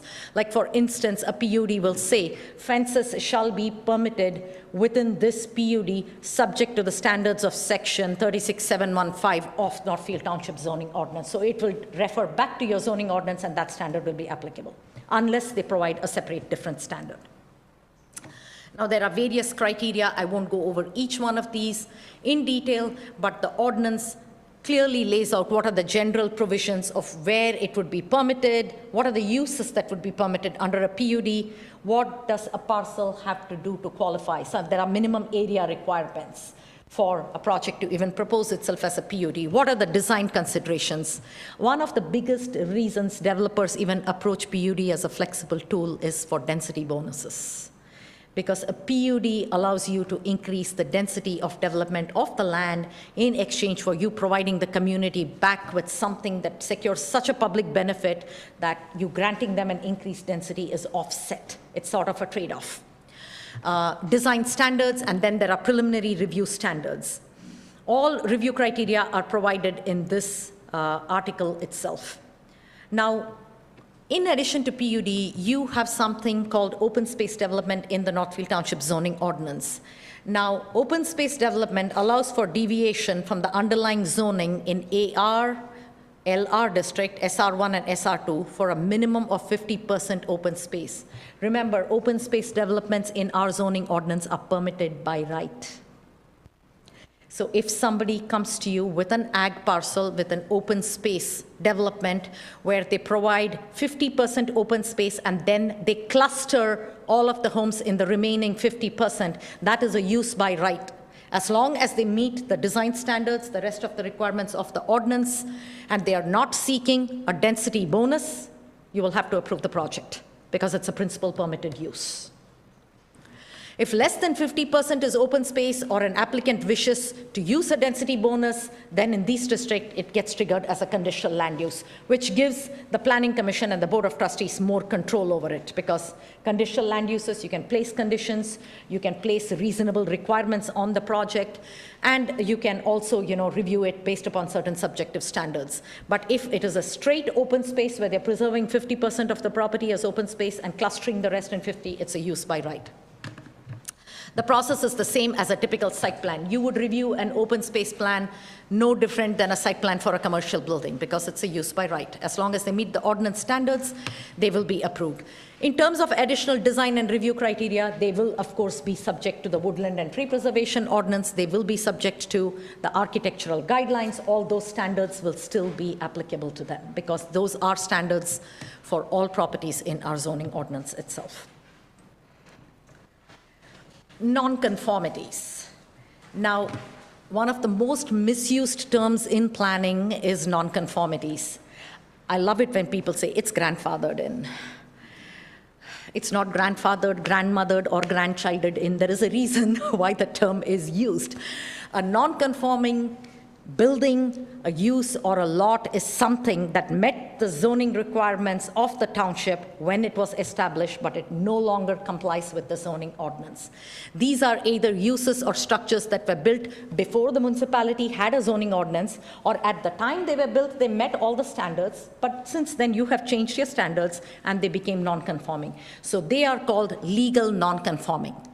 Somebody going and operating a use on their land with no approvals at any point of time, and they are caught many years later, cannot claim this is a non-conforming use. It is a non-conforming use, all right, but it is an illegal non-conforming use. Illegal non-conforming uses do not have protection under state law. Non-conforming uses, structures, and buildings have a lot of protection under state law. So when you look at non-conforming provisions, non-conforming buildings are those that are located, say, within a setback area, or they exceed the lot coverage, so on and so forth. We do allow, our zoning ordinance allows for expansion of non-conforming structures, as long as under most zoning ordinances will say if a non-conforming structure is burnt more than 50%, you cannot rebuild it unless the new build is fully in conformance with the ordinance standards. Some zoning ordinance, as in the case of Northfield Township, we have an exception for single-family residential homes. A single-family residential dwelling, that non-conforming dwelling, even if it is burnt to the ground, is allowed to be rebuilt on the exact same foundation again for up to 3 years. We allow the non-conforming structure to be reestablished. That is one of the most lenient provisions that I have seen. And this provision to reconstruct is available for any single-family structure, even if it is located in a district where single-family homes are not permitted. So we do allow for a lot of protections for homeowners. And this is important because without those kind of protections, it'll be impossible for homeowners to get insurance. Because no company will insure a home that if it's burnt more than 50% is going to be a complete write-off. So our zoning ordinance, by allowing these structures to be rebuilt, is basically saying, yes, the use shall be legal as long as it wants to stay there and if it's rebuilt. The same protection is not offered to non-residential, non-single family structures or multiple family structures. So that covers non-conforming buildings and uses. There are specific standards in our ordinance where it changes. A change in, so we have a non-conforming building or a non-conforming use. It's occupied by a business. Say it is a restaurant in an industrial district where the use is not permitted. The building can be changed in the terms of it can be updated, it can be maintained, as long as the changes you make are no more than 25% the value of the entire building. So it doesn't mean just because you're a non-conforming building, we won't allow you to touch it and it's going to fall down and you're still not allowed to touch it. It is your investment. You're allowed to fix it up, but no more than 25% of, if your building costs $100,000, you cannot spend more than $25,000 on maintaining it or getting it properly shaped up. In case of a non-conforming, in some districts, we allow for expansion of non-conforming structures, provided the non-conforming buildings, not non-conforming uses. Non-conforming buildings can be expanded, provided the expansion complies with all of the requirements of the ordinance. For example, you have an industrial building, say in your LI zone, the required front yard setback is 85 feet. The building is located at 65. You want to put on an addition to the building. As long as your proposed addition meets the 85-foot setback, you can expand that non-conforming building. You can go ahead and do it. We do allow you to do that. Now, non-conforming lots, this is a concept that can get confusing. A non-conforming lot is a parcel that does not meet the minimum requirements of the ordinance. For example, in our ag district, the minimum lot size is 5 acres, and you have to have a road frontage of 150 feet. We have a lot of 2 and 3 acre ag parcels. Does that mean you cannot build homes on them? Absolutely not, you can. You can. These are called non-conforming lots of record, which means the parcel was legally established. So the property owner has got a right to build on that parcel. So they can build a home, but the structure or whatever home structure, farm building, whatever they want to put on there, the structure needs to comply with all the setback requirements of the ordinance. You can have a non-conforming lot, but you must build on it in compliance with the ordinance standards. What happens if somebody owns a 5-acre ag parcel and a 3-acre ag parcel, and both of them are right next to each other? You cannot sell them as 2 separate parcels. It is called a zoning lot of record. When a non-conforming parcel is located contiguous to another non-conforming or conforming parcel under single ownership, in the eyes of zoning, it is considered a single zoning lot of record. You can build only one home on both those put together. So a lot of people, what they do is they try to sell off the 3 to somebody else, or they try to put it in a family member's name saying, say, I don't own that also. I have denied a lot of applications where somebody owns, if you own a 2-foot ag parcel and you own a 3-foot ag parcel and both of them are right next to each other, it doesn't matter if they're both 2 separate tax parcel IDs. In the eyes of zoning, it's a single zoning lot of record, one home. One conforming lot, 3 + 2, 5. You will not be allowed to build 2 single homes. But if you happen to own only a 2-acre parcel, somebody else owns the parcel next to you, we will still allow you to build your house on it. So the reason for this requirement comes straight from the Zoning Enabling Act. The reason for this is you always strive to eliminate nonconformities from the community. Your goal is over a period of time to eliminate nonconformities or bring them as much into compliance with code as possible. So the fact that you have 2 nonconforming lots, even if both are 2 acres, 2 acres, together they are 4 acres. 4 acres is closer to 5 acres. You're trying to be as conforming as possible. So zoning lot of record is a concept that many people do not understand. So that is a very important thing to remember. If you jointly own 2 non-conforming lots or 1 conforming and 1 non-conforming, in the eyes of zoning, they will be considered as 1 zoning lot of record, single buildable parcel. Will not allow you to build 2 homes on it. There are lots and lots of court cases on this, and the law has always prevailed, which is why Zoning Enabling Act is set up that way. Going on to the Zoning Board of Appeals. Now, the main function of a Zoning Board of Appeals is to listen to appeals of an administrative official based on allegation of an error, requirement, decision, or determination. So basically, somebody comes to the township, they propose a use, a certain use. And I review the zoning ordinance and I say, no, that's not the use, that's not permitted in this zoning district. They're like, no, I absolutely think that use is same as this use, it's permitted in the district. My interpretation is it is not the same use. As a zoning administrator, my determination can be challenged. They can file an appeal to the Zoning Board of Appeals challenging the zoning administrator's interpretation. Now, the role of the Zoning Board of Appeals is very, very narrow. The ZBA's role is not to determine whether the zoning administrator made a wrong call. The ZBA's role is to make sure that the zoning administrator used sound planning determination to arrive at whatever decision they did. Your job is to make sure, the ZBA's job is to make sure that your administrator followed the process of the law, used findings to come with their decision. The ZBA's role is not to overthrow what the zoning administrator did. The ZBA's role is to see if process was followed and proper data was used in arriving. When I first started here in 2016, we had a case like this. I think it was at the end of 2016. We had somebody on Whitmore Lake wanting to build a cement batch plant. They argued that a cement batch plant is the exact same thing as a landscape supply company. I said it's not. Cement batch plant is an industrial use. You're grinding cement, concrete, and asphalt millings. It is not the same as selling mulch and gravel. They said it's the same thing. We have outdoor pods, So my determination was that the use is not permitted, so it was challenged before the Zoning Board of Appeals, and the Zoning Board of Appeals upheld my interpretation. The ZBA functioned correctly and said what was the basis, and in our interpretation to deny the petitioner's request, we laid out the reason why we believe, and we laid out details about how the use that the applicant is proposing is in fact allowed in another zoning district very clearly. So there's no need to interpret that it's similar to another use, because this use is specifically provided for elsewhere in the zoning ordinance.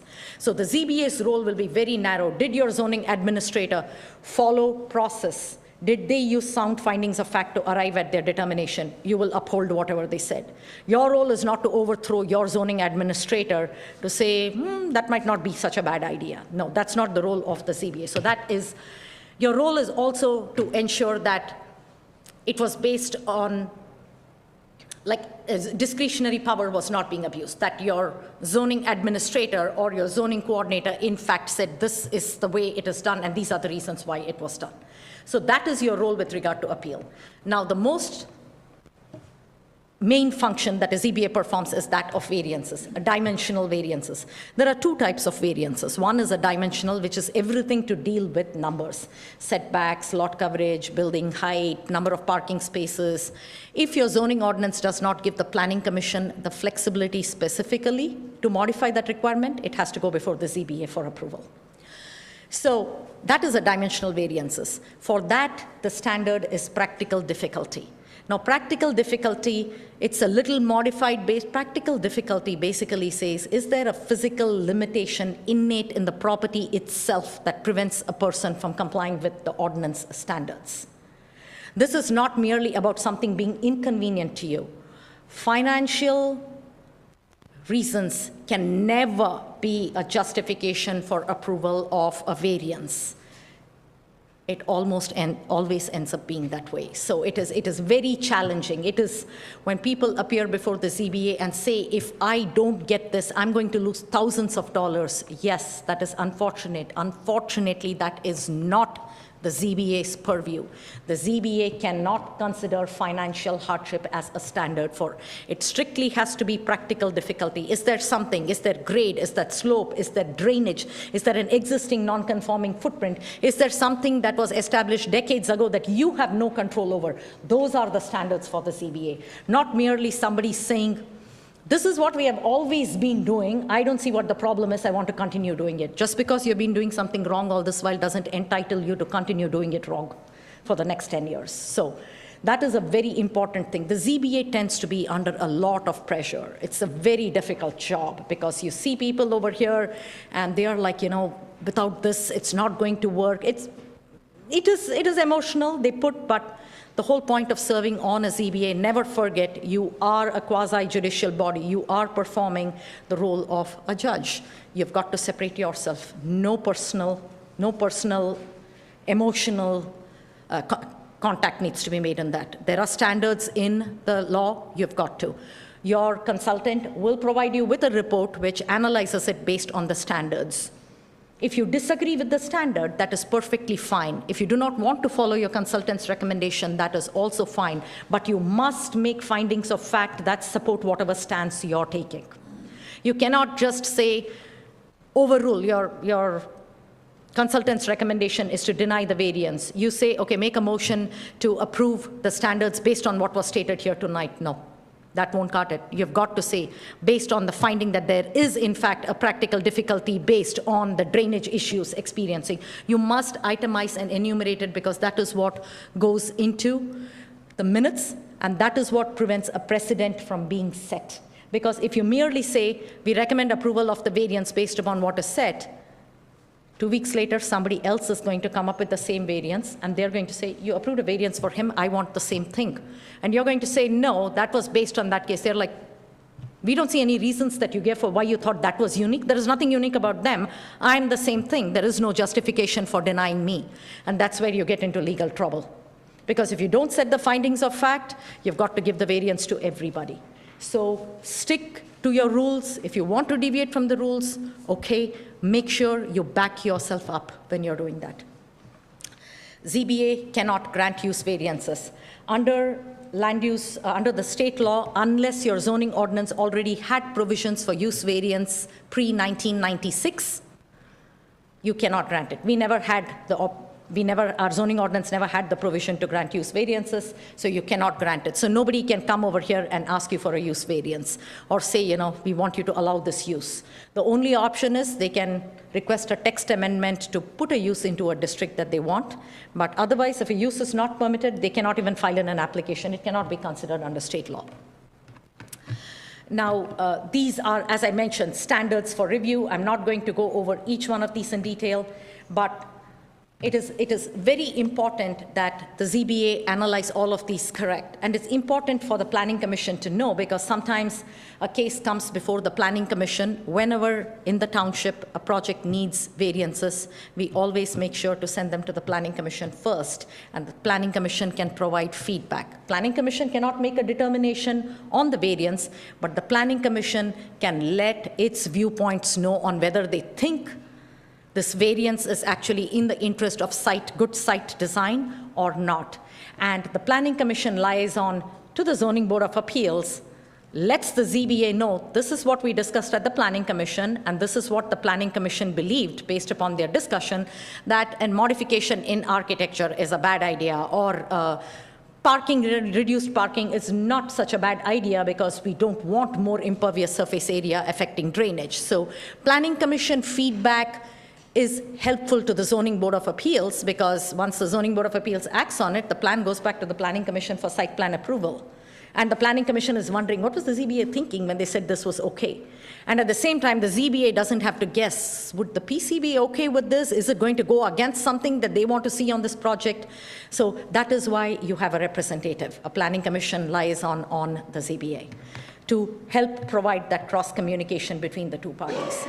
So which of the following are reasons to approve a variance? The neighbors will support it. It's the only sign they make. If I had a penny for every time I heard a big corporation say that. The ordinance is too strict. It will make the area better. The variance was granted before. It's already built. We know he will do a good job. The variance is minimal. Which of these, A through H, do you think is a reason it would be okay to grant a variance? That was a trick question. None of them. None of these are reason enough to grant. Important aspect for all boards and commissions, managing risk. Planning and zoning is a field where you cannot avoid litigation. Lawsuits are just what comes as part and parcel. It's just the nature of the beast. You can only do your best to minimize your exposure. You can manage risk and liability, and you can do that by following the rules and processes, making sound planning decision, and avoiding conflicts of interest. That is the messiest part of getting into a lawsuit, is conflict of interest. Now, when making good decisions, how do you make good decisions in a meeting? How would you go about doing it? So good decision making starts with knowledge before the meetings and during the meetings. You all get packets before your meeting. Try to at least take a look at what is included in your packet. If possible, visit the site. For most part, is a good idea to visit, especially for the ZBA. Please do visit the site. Do not do it all at the same time. Go separately. You don't want a quorum on site. Go look at the site so you get a feel for it. You understand whether what the petitioner is saying has got some merit or they're just making up a story.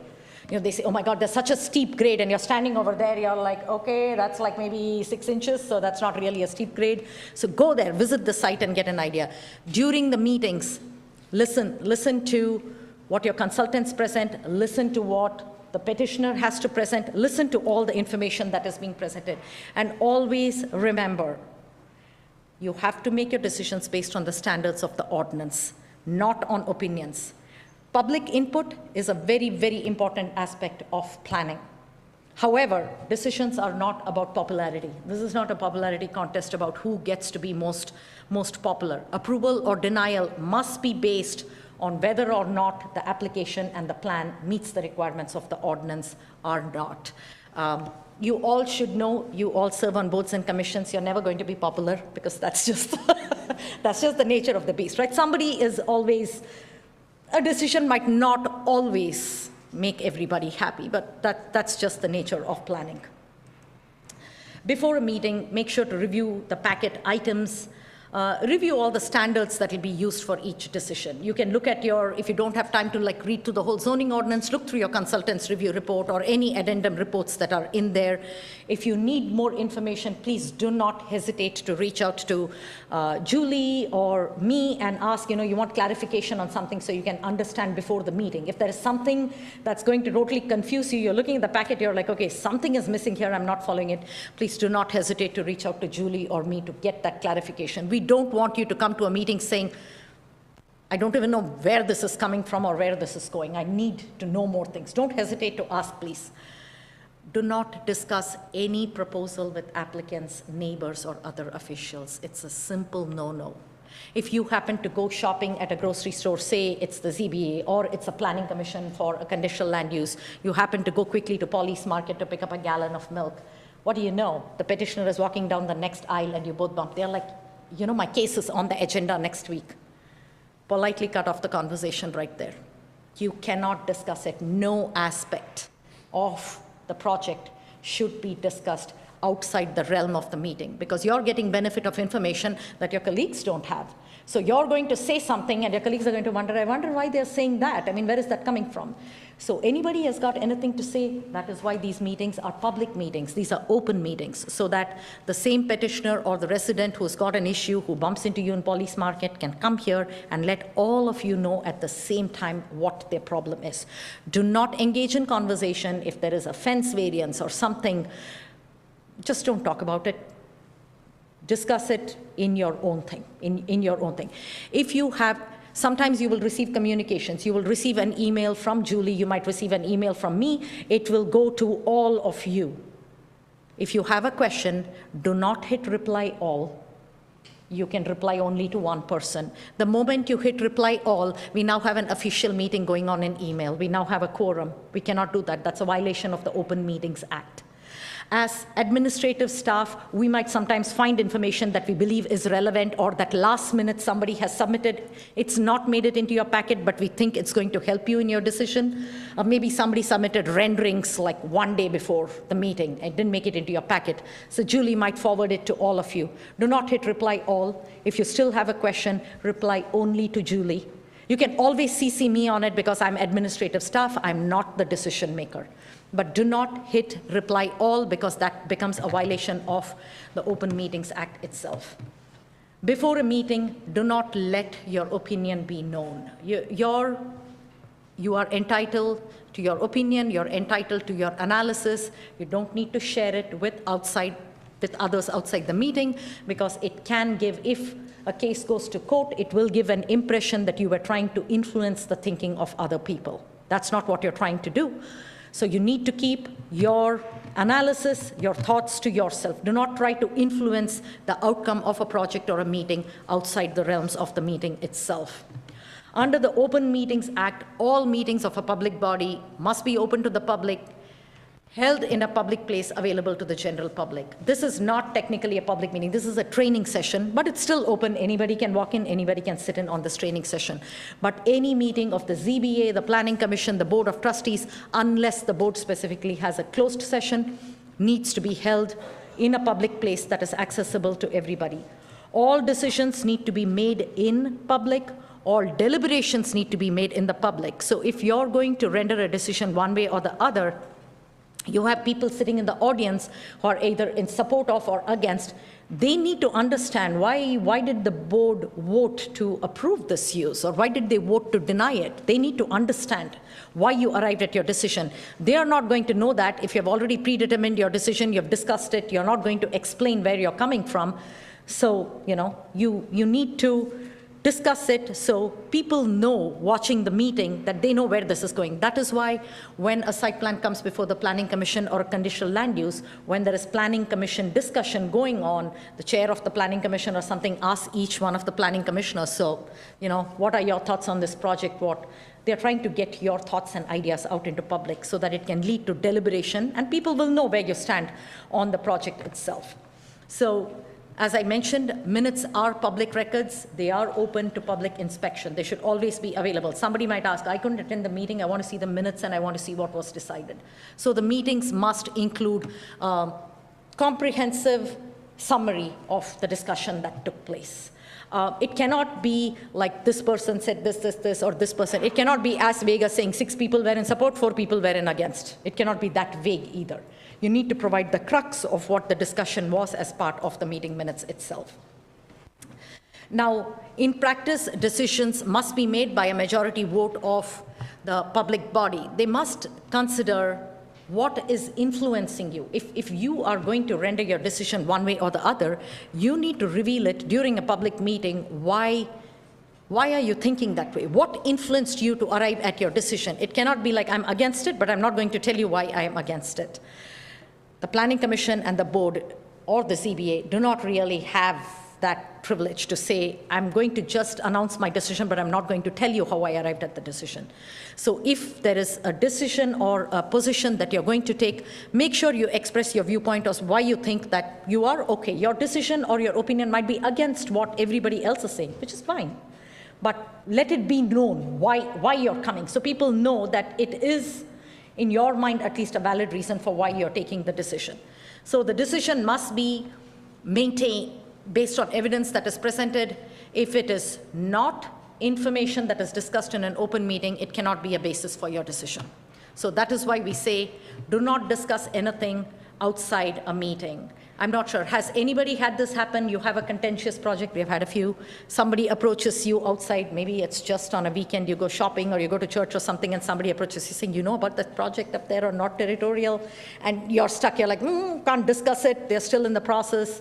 So it's difficult, but you've got to politely cut off that conversation because you are not allowed to discuss it outside the realms of the meeting. Because should such discussion come to the attention of the petitioner or the resident who is taking the opposite stance to what you did, that is grounds for lawsuit. You don't want that. That's how you minimize your risk. During a meeting, disclose your potential conflict of interest if you have any. Always direct comments through the chair itself. And once again, I mean, Northfield does an amazing job of that. It's not a shouting match between crisscross everywhere. So it is always directed to the chair, which is a great way to do it. All deliberations in the open. Please feel free in any board or commission that you serve in, ask questions, ask for clarifications. There are no stupid questions and there are no stupid answers. These planning and zoning is very complicated. It is not black and white. So even if you feel a question should be very basic, you think you should know the answer, no, it's okay. It's okay to ask for clarifications. It's better to ask for clarification and make the correct decision than take a guesswork at what it might be and make your decision. So please do not ever hesitate to ask for clarification, more information, or even if it's explained and you say, I still don't understand, can you explain it a different way? Don't hesitate to say that. There's nothing wrong in it. Don't act hastily just to move around or feel pressurized into taking a decision. And also, don't talk an issue to death. No good thing is going to come when you beat something up for 2-3 hours. Once you start discussing it and each member of the commission expresses their opinion on what it is going to be, don't keep going back to the same point, repeating the same point. When you go and keep talking about the same thing again and again, the people who might have even been sympathetic to your point of view are going to be like, okay, I'm so done. You know, because I've heard it, I know it, I received it. So when it's your turn to speak, when it is your turn to share, please, by all means, share your opinion and that. If you happen to be one of the first people sharing, and then there are other members of the commission who share their opinion, you're not in agreement, it's okay. You don't need to have the last word. You can listen to everybody's opinion. Nobody can force you to change your opinion. You can have your opinion. You can have the basis for your decision. You don't need to try to force everybody to your point of view or guilt trip others into coming to your point of view. So do not talk an issue to death. The more you talk about it, it's not going to resolve anything. It's just going to make the waters murkier. Do not vote if you do not understand what the motion is. If somebody made a motion and you're like, what exactly are we voting on here? That happens sometimes. Please immediately stop and say, can the motion be restated, or can you clarify what exactly you meant by the motion? Please don't hesitate to do that. It's perfectly fine. You want to make sure you're taking the right decision, not just quickly taking the decision. Make findings of fact, follow rules and procedures, apply the standards. Do not act based on emotion and public sentiment. You know, public does get emotional. Sometimes people are affected by projects. It is understandable. On a personal level, you might sympathize with them, which is perfectly fine. There is nothing wrong in that. There are so many times I review projects that I personally, no, I mean, it's not a project, but that's not my job. My personal opinion is irrelevant. My job is to look at the zoning ordinance. I separate myself from that portion. So the same thing needs to happen over here. Sometimes you will hear emotional pleas. The emotional pleas, if they have a valid, sound basis, by all means take it. But just don't get swayed by emotion if it is going to end up in you making a decision that goes against the rule of the law itself. If you have any doubt on any matter, do not hesitate to ask your staff for clarification, your consultants for clarification, and if it is even more complicated, do not hesitate to ask your legal counsel for advice, because that will help protect you from any liability down in the future. Apply conditions only that are appropriate. Don't just randomly start slapping conditions on. When you're applying conditions, you're not applying conditions to make it difficult for the petitioner. That should not be a goal. You're applying conditions because your end goal is to safeguard the interests of the township, public health, safety, and welfare. Those conditions should be applied. Conditions should not be applied just to punish a developer or try to discourage them. Don't use that as a tactic. Meeting minutes, if sometimes it happens, there is a mistake in a meeting minute or something, please, by all means, go ahead and correct it immediately, because your minutes, some mistakes get made. Everybody is human, but once you find out that a mistake has been made, please immediately, on public record, make the correction to the minutes or any decision that's been rendered. When making sound decisions, which would be the reasons to approve or deny a request? Many people came to object. It's the only sign building type they make. It will make the area better, worse. We know he, she will do a good job. I don't like the way it looks. The ordinance is too strict or too lenient. We'll get sued if we do or don't. Which one of these are reasons to approve or deny a request?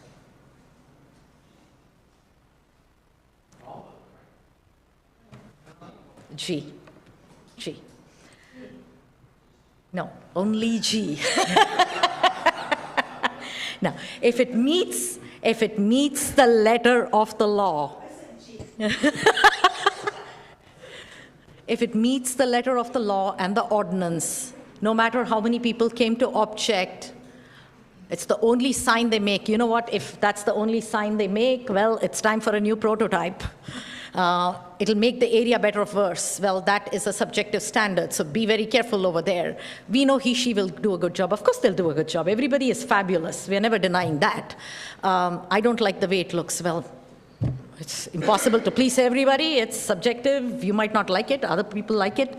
Ordinance is too strict, too lenient. If that's your opinion, change the ordinance. Don't render your decision based upon your opinion whether it's too strict or lenient. And yes, if it meets all the rules and you deny it, you will get sued.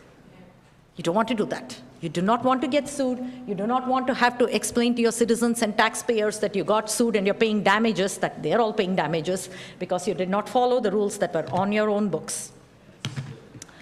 So if ever you feel bad when you're turning down a request, sometimes you're denying somebody, the hundreds and thousands of property owners who did comply. There are so many of your residents in Northfield Township who follow the rules to a T. They come to Julie, they follow, they file the correct paperwork, they follow the process, they take planning commission direction, they come back to you. So the amount of time and effort and money that you spent in developing the zoning ordinance, if it just gets out at all you have to do is go ask for a variance, who's going to follow your zoning ordinance? Your zoning ordinance, if it's challenged in court, will get thrown out by a judge. Judge will be like, wait a minute, 4 people asked for variances and you kept approving all the variances. So you're saying your zoning ordinance is not worthy of being enforced. So yes, if you turn down a request, somebody is going to be very upset, but that's okay. Maybe they can come up with a new plan that they hadn't thought of before that will work for them and that will work for the community too. So don't feel bad about making the right decision for the right reasons. Don't feel guilty about taking the right decisions. Don't feel pressurized into taking a wrong decision or getting emotionally swayed into taking a wrong decision. You're all serving on these boards for a reason, like I mentioned. Conflicts of interest, a very, very important aspect that I would like to cover. Members must abstain from voting when there is a financial conflict of interest. Either you're employed by a petitioner or a developer, or you own or lease property that is involved, it's valuably. If there is going to be an exchange of money at any level that is going to impact you, it's a financial conflict of interest.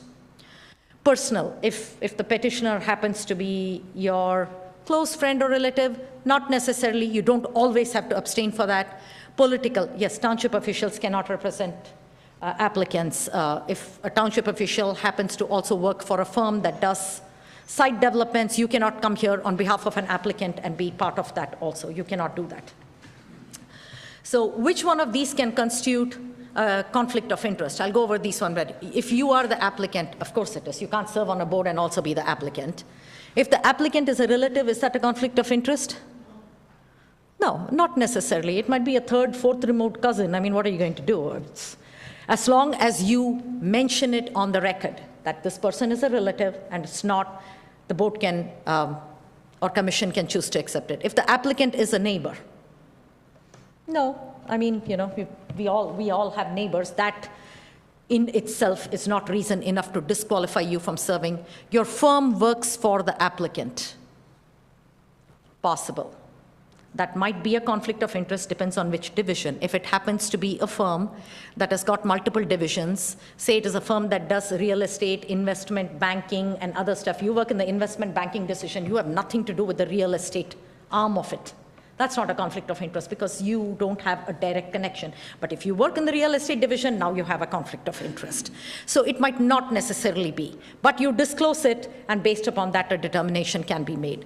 If the applicant is a business associate, once again, similarly, if it's a business associate, do you both work on the same project? Are you both in the same division? It depends. He might be a business associate whom you have never seen. He might be working in a whole different arm of the company. That might not. If it's a business competitor, yes, because your decision might result in them losing out on a contract and you making more money or not. That has got financial implications, so you cannot. You do not want to vote contrary to overwhelming public comment. That's not a conflict of interest. You should never even have that as a part of this. But when you have, so that's why there are several maybes. But if you're an applicant and if you're a business competitor, those two are a clear yes conflict of interest. You cannot. When you have a conflict of interest, you first identify it if you know the petitioner. You must disclose it at a public meeting. If it is not a conflict of interest, you express it and the board or the commission agrees, yes, that's not a conflict of interest, you continue to serve. If it is a clear conflict of interest, you will state your conflict of interest over there. The board or commission will excuse you on that grounds. You must get up and leave the room completely. You cannot sit in one of these chairs, you cannot sit in the back chair, you cannot sit outside in the foyer where you're seen, because that is exerting undue influence. You're sitting in the back of the chair, basically glaring at your colleagues to render a decision in your favor. So, no, you have to leave the room. Once that matter has been settled, the one board member can come out and call you back to resume your seat. During that time, an alternate will serve in your position. An alternate, if it's the ZBA, if it's the Planning Commission, if they still have quorum, you just step out, you leave the room completely. You cannot exert any influence on the decision-making process at all. Ex parte communication. Ex parte communication, in simple words, means communicating outside the realms of a public meeting. I went over this before. You do not discuss the aspects of a project or a variance or a conditional land use outside this meeting, because the whole goal of that is any information that you receive from anybody outside is something all your colleagues also need to know. So if somebody approaches you and says, hey, I have an issue with this project, XYZ project, you can tell them, I cannot discuss the project with you or discuss your stance in it, but I would advise you, the Planning Commission or the board is meeting on this date at 7 p.m. Please come to public comment and make your concerns known. Direct them to come to a public meeting. You cannot receive information on behalf of a whole bunch of people and come and sit at a body and represent them and speak for them. You cannot do that. That means you're already prejudiced in your opinion. You have let information from a group of people influence you, and your colleagues have no idea what information your neighbors told you that actually influenced you. So you do not speak on behalf of a group of people if you're sitting on the board. You speak on behalf of yourself, and you can render your opinion based upon whatever information they provide at a public meeting. So ex parte communication is to be avoided at all costs. Very, very important. I have been in lawsuits where a really valid situation got overturned simply because of ex parte communication. The decision rendered was correct, but because there was ex parte communication, everything got thrown out. You don't want to get into that. Public participation. Went over it before, but a final note on it. It must be open to public comment period, notice of public hearing. Once again, plan studies during the planning process, it's up to the municipality. Like when you have master plan draft is there, you distribute it under state law for 63 days to your neighboring communities. Same, make sure whenever you have public hearings, the notices are correctly published in the newspaper, notices are sent. For that, you rely on your administrative staff who make sure that ball is never dropped. So the Planning Commission, the boards can count, ZBA can count on your administrative staff to make sure that that never happens. I went over this in terms of notice in local papers. Mailed notices are required under Zoning Enabling Act. Under our township ordinances, we not only require notices in papers and mail notices for conditional uses, PUDs, and rezonings, we also require signs to be put up on the site itself. So you would have seen anytime there is, we had a whole bunch of conditional land uses for marijuana, you had those signs on all those properties. That is required under Northfield Township's ordinance. It's not required under state law, but it's good because sometimes people don't, how many people get the newspaper or read it? Sometimes people get mail and they don't really open it. They assume it's just junk mail. But when they drive past that area every day, they're like, okay, they'll stop and they'll read the sign and see what's going on. Public hearings, be fair, follow the rules, control your emotions, and listen. Land use hearings always bring out the emotions in people. People get really upset because they move into a place, they buy a land, they move into a community with certain ideas in their mind. They got away from the rush of other communities because they wanted the rural quiet lifestyle, and now you're bringing this back to us. I don't want this to look like that. Yes, it gets very emotional. But you listen to them, you have to distill and take the facts out of the emotion. That is very, very important. In public hearings, there will be different opinions. Always remember, invariably, those who are opposed to a project are the ones who are likely to attend a meeting. Those who are in support of it rarely will show up to say, I think that's a great project. It's very, very rare for people say, oh, the project is coming, I have no problem with it. They won't show up at a meeting, but those who don't like it, they'll fill all your seats. The master plan and your zoning ordinance do reflect the community itself, and you must consistently follow the law and rules of procedure. This is very, very important. I cannot stress on it enough for you to do that. As long as all of these are followed, you follow the correct rules, the procedures, you realize what the importance of you serving on a board or a commission is, your ability to separate yourself from the emotion and render a decision based upon the rules, understanding the decision between the master plan and the zoning ordinance, policy versus law. I think you'll do wonderful for Northfield Township. I think the township has accomplished great stuff. In the past several months, there have been lots of changes in the way things are done, everything for the better. Things are getting streamlined. The township is more aware of where it wants to go. It's more receptive. You're doing things the right way. So this refresher course will be helpful for you as you go forward. If somebody confronts you or says, I don't like why you did that, I don't see why you approved that plan, you'll be able to explain to them why you had to take a decision when that happens, because you're following the rule of the law. Your personal opinion did not come into it at that time. Oh, I managed it within 2 hours. I'm surprised. Well, thank you so much for attending. I am happy to take any questions that any of you might have, if you want any other clarification or some. Yes. On the amendment, when we get that the public or the board of trustees can request amendment, or planning commission can request an amendment, and the public can as well.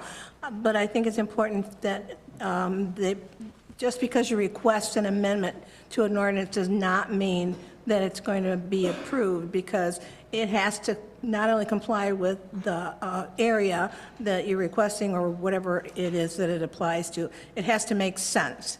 Absolutely. You can't just have someone come up and say, I want to change this. Okay, it's got to make sense, and it's got to have the 6 finding of facts that you spoke to as well, which takes me to another comment. When we are making our minutes, I don't know how the ZBA does it, but the Planning Commission does when they're making a recommendation for an approval or whatever we're approving. They always refer to the the finding of facts in the planning consultant's report. Is that adequate enough? Yes, that is adequate. To list them? No, that is adequate. You can refer to the planning consultant's letter dated April 25th, 2025. By reference, you're incorporating those findings of fact into your letter. You don't need to read it out. In case of the ZBA, they can always refer to the consultant's letter if they are following the consultant's recommendation, and they can also add in more findings based upon what they might have heard at the meeting. A petitioner or maybe a resident would have brought some new information which wasn't part of the packet, and they can say, okay, this is an added point. They can always add in more findings of fact. You can always do that. And I appreciate you speaking to the difference between the master plan and the ordinances, because typically when the public comes into the planning commission or the board and they want to address an item that they're not particularly happy with, they always reference the master plan. Correct. When they need to be addressing the ordinance, because when you say that the ordinance has to support the master plan and vice versa, that the ordinance actually lists things that are allowed in an area. Yes. And they might not like everything that's in that list of things that are allowed there, but they are allowed, so. Exactly.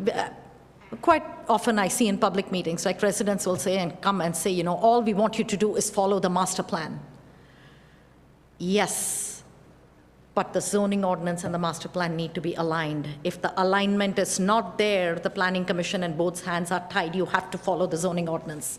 That's where you get, so sometimes residents are just confused. They're like, why are you guys not following whatever master plan you wrote? Yes, that is the policy. That's a guiding document. We now need to change our zoning ordinance, which is what the planning commission is now working on. They're working on the master plan, and one of the things was discussed at the last planning commission meeting was doing a technical review of the entire zoning ordinance to find out where and all those blips are that need to be completely fixed, so you will have a clean document and you don't have the situations where somebody says, that document says one thing, this document says one thing. We don't want that to recur.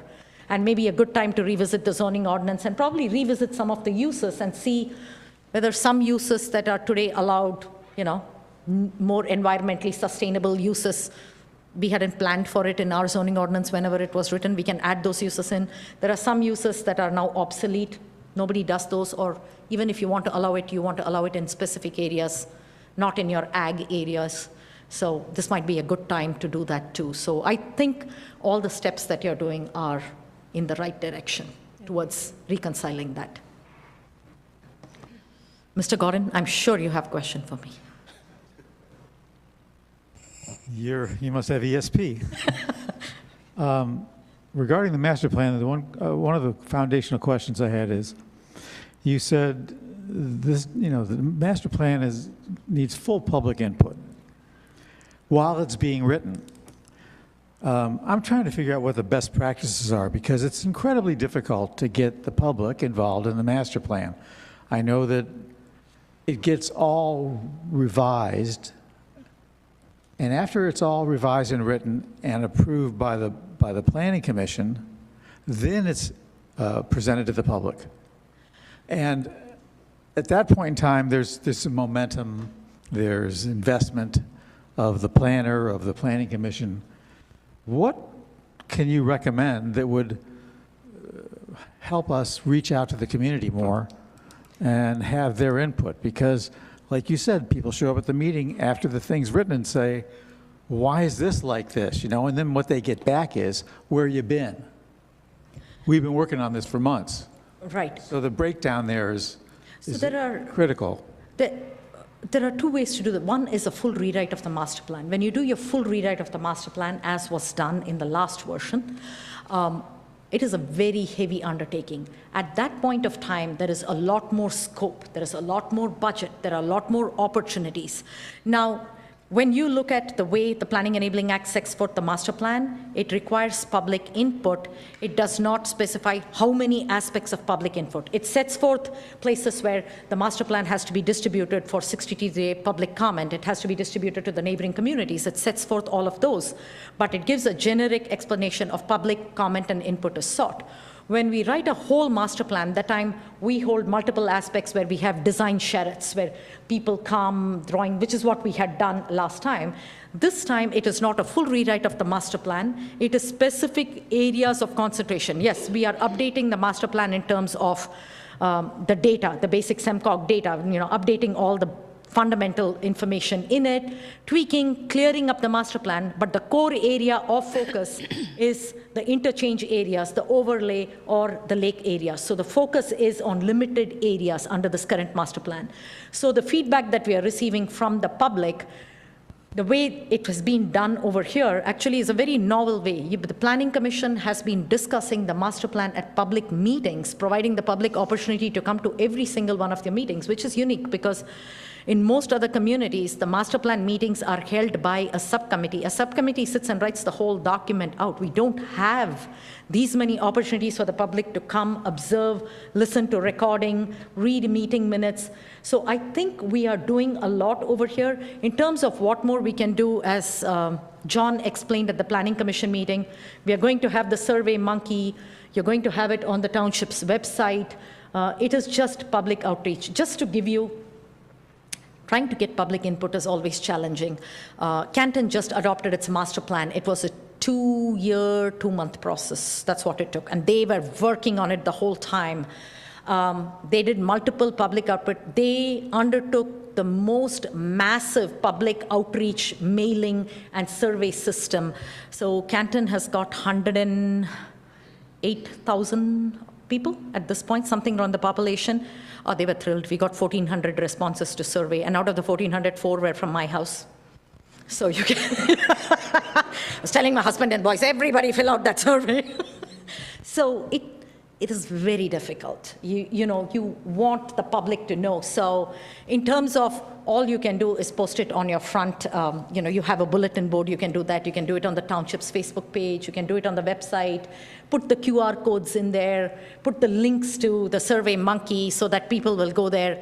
But then at the end of the day, you also have a newsletter that goes out, right? Northfield newsletter. So we can have it in the newsletter, but at the end of the day, people need to take those few minutes in. I think you're all doing wonderful and trying your best to let the public know what's going on. It is limited by people's interest, and some people might say, I'm going to do that over the weekend, and then it just slips your mind. It happens. Thank you very much. I do have other questions, but I don't want to Stop anybody else from asking theirs. When you talk about conditional use, for instance, a lot of the criteria seem to be subjective. Yes. What happens if somebody comes in as wants a conditional use and there's 10 different items that they need to meet? Do they need to meet all 10? What if they meet 9 out of 10? Is that still good enough? In terms of the subjective criteria? Yeah. No.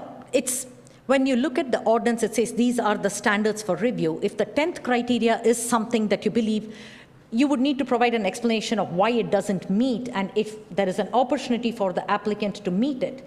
But if the 10th standard happens to be something that is a direct impact on public health, safety, welfare, or something that does not make the project overall cross the threshold for a conditional use, that even with conditions, that standard cannot be met or mitigated, then you can turn it down. But if it is a standard that is not met by imposition of conditions, you can, for instance, let me just give an example without mentioning the name of the project. There was a concern about one project that came about it's going to affect water quality. What happens if the water quality? A condition was imposed by the Planning Commission and Board of Trustees that there will be annual water quality test done. Right after site plan approval, the water quality was tested to create baseline data for what the water quality is. And after that, once the development gets a CFO and starts operation, every year they are required to have an independent third party do a water quality analysis and submit that analysis report to the township to check from the baseline data whether it is impacted.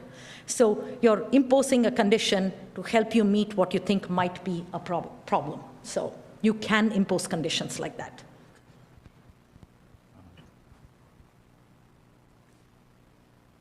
There's the last part of the discussion that was taking place here was about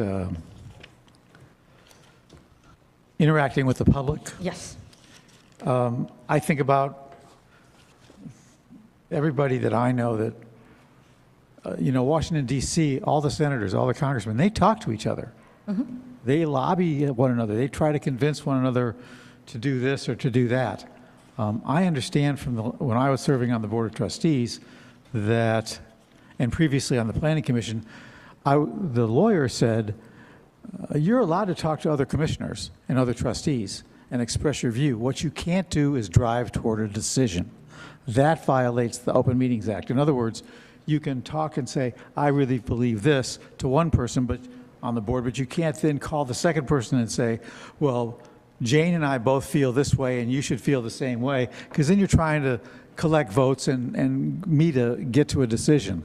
But I hear you saying that essentially we shouldn't be having any conversations with anybody about anything outside of the meeting because that's going to impact our viewpoint. But if we have some project that's coming in front of us, every commissioner has an opportunity to go out to Google and read all about impacts of various types of, so you're already being, just because you collect information and talk to residents doesn't mean that you're therefore biased.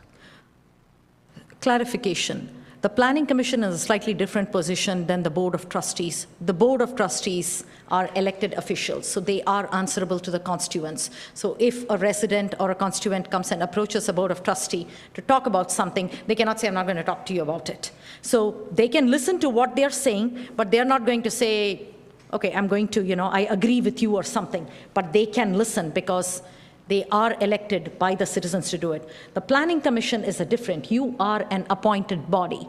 While you might get into a conversation while just talking to, say, you might just talk to Ms. Chick and you might say, I have a concern about this project, about the way, its density, or how about this look. That's different rather than talking to a whole bunch of people, getting information that is helping you set in your mind what your decision is going to be, and then coming to the meeting and saying, I think this project is going to be terrible for the area for this, because they are just hearing from you, but they don't know how you arrived at that decision. Is it a personal opinion, or is it based on the information, valid information, that you heard from the people around you? So for a Board of Trustee member to listen to something from a constituent is different. They're not going to interact and give an answer, but if a constituent comes and talks to them, Okay, but the Planning Commission cannot engage in that kind of interaction, and the ZBA most definitely cannot. Because in 99% of the cases, even if you listen to your neighbors and all, and that's what formulates your thought, you come here and you render a decision, it might be okay. But the 1% of the case where a decision might be rendered, they will start backtracking to check who actually had ex parte communication outside the realms of the meeting, and you will be placing yourself at significant risk and liability by doing that. So if you are hearing, say your neighbor comes to you, you can't tell the neighbor, stop talking to me, I'm not going to talk to you. They say a whole. You need to tell them, I would like you to come to the meeting and actually present your viewpoint to all of the Planning Commission. You cannot take it upon yourself to be the spokesperson for a whole group of neighbors while you're serving on the commission that is going to render the decision. Just because a neighbor shares their opinion with you does not mean that your opinion, it seems to me you're just collecting information. You're listening to what people are saying to you. That's different than coming here and saying, I have spoken to a whole bunch of people and they're not in support of this project. They're two different things. If you hear it and you're like, okay, well, that's some valid, and then you bring out those things at the meeting is different. But to come to a meeting, for a member to come here and say, I spoke to a whole bunch of people and nobody is in agreement with the project, shows that you have collected and you're representing a group. You don't want to do that. When you're sitting on a board or a commission, you want to appear impartial. Personally, you probably have a clear distinction whether you like it or not. But as long as you're sitting on that side of the dais, you're going to listen to everything that is presented to you. You're not going to come with preconceived ideas. You might very well have that, but you're not going to give the impression of having preconceived ideas, because you're going to hear, let me hear what you've got to say. Let me hear all sides of the coin. Let me have the people whom I know have a particular opinion. Let them come here. Let them tell everybody. So the other commissioners are not thinking, is this Mr. Gordon speaking for himself? Is he speaking for a whole bunch of people? But if they hear what you have said, which might very well be true from 10 other people, they might be like, okay, now there are 10 people. Okay, all of the neighborhood around Maple Street or, around Joy Road have the same opinion. They will know it firsthand. All the board members need to have the ability to get that information firsthand for themselves to render the decision. One board or commission member cannot be representative of a group of citizens and speak on their behalf. That's why you're on that side of the dais. A resident of that neighborhood can band together for several residents and speak on their behalf. That's different. But not as a member of a commission, because you're all one level above that now by serving on that. Okay, only one other thing. I like this on your page 60, you're talking about making good decisions. Yes. The Board of Trustees, was it last year or the year before, had a meeting with a man named Dr. Lou Bender, who was a consultant. It was a 4-hour meeting. I think I was one of the few members of the public that showed up at it. One of the major recommendations he made, which I thought you might want to include, is, and you have it here, don't rush to make a decision. Right. One of his rules that he hoped to impart to the board was never make a decision on something that's just presented to you that evening. There's too much to consider. There's no hurry. I mean, occasionally there'll be something that comes forward that has a deadline that you should really act upon right then. But typically that's not the case.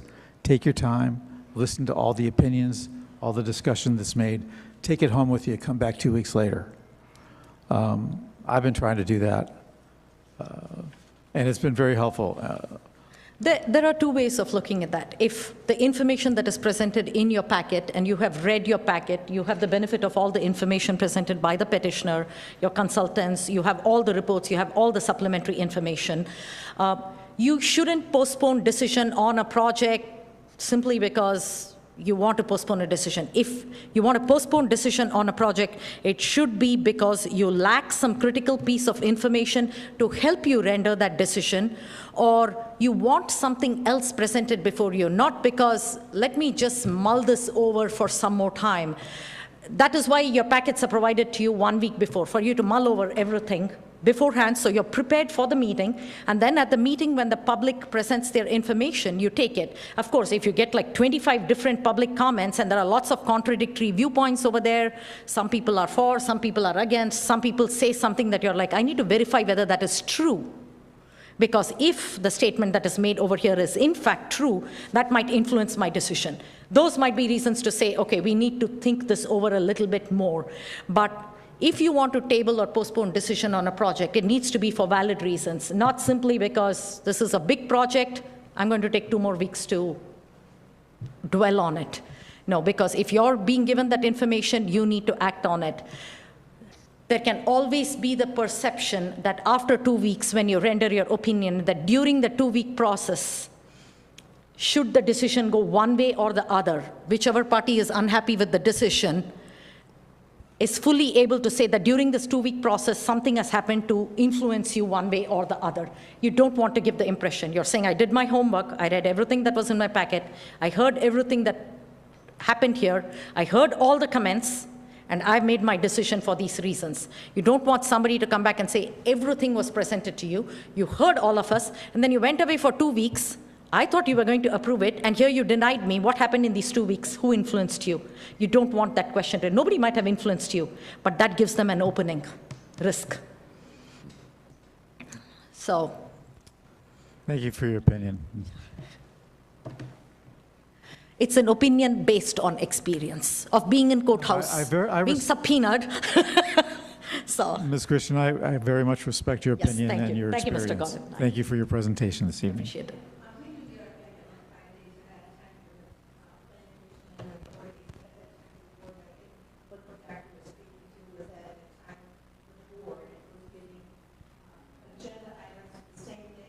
Oh, yeah, that's, no.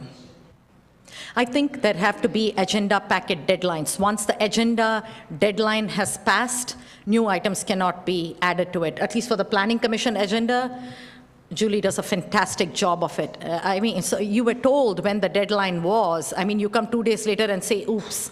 I mean, I'm sorry, it is oops, but we just can't squeeze you in because the board members and the commission members need time to go through the materials. So do not squeeze people in last minute in the agenda unless it is something that is so time sensitive. And I don't think any planning project is that time sensitive. If it were that time sensitive, they would have met the deadline. So don't let somebody else's failings make it your problem. So thank you all for attending. Thank you. If you have any questions, please feel free to message me, or if in the future any case comes up and you're applying some of these principles and you're wondering, is this the way to like go about it or not, please don't hesitate to ask me. Whether it's the ZBA or any board or commission, you can always reach out to me because that is part of my job. That is not ex parte communication if you communicate with me. It's within the realms of what you are allowed to do under the law.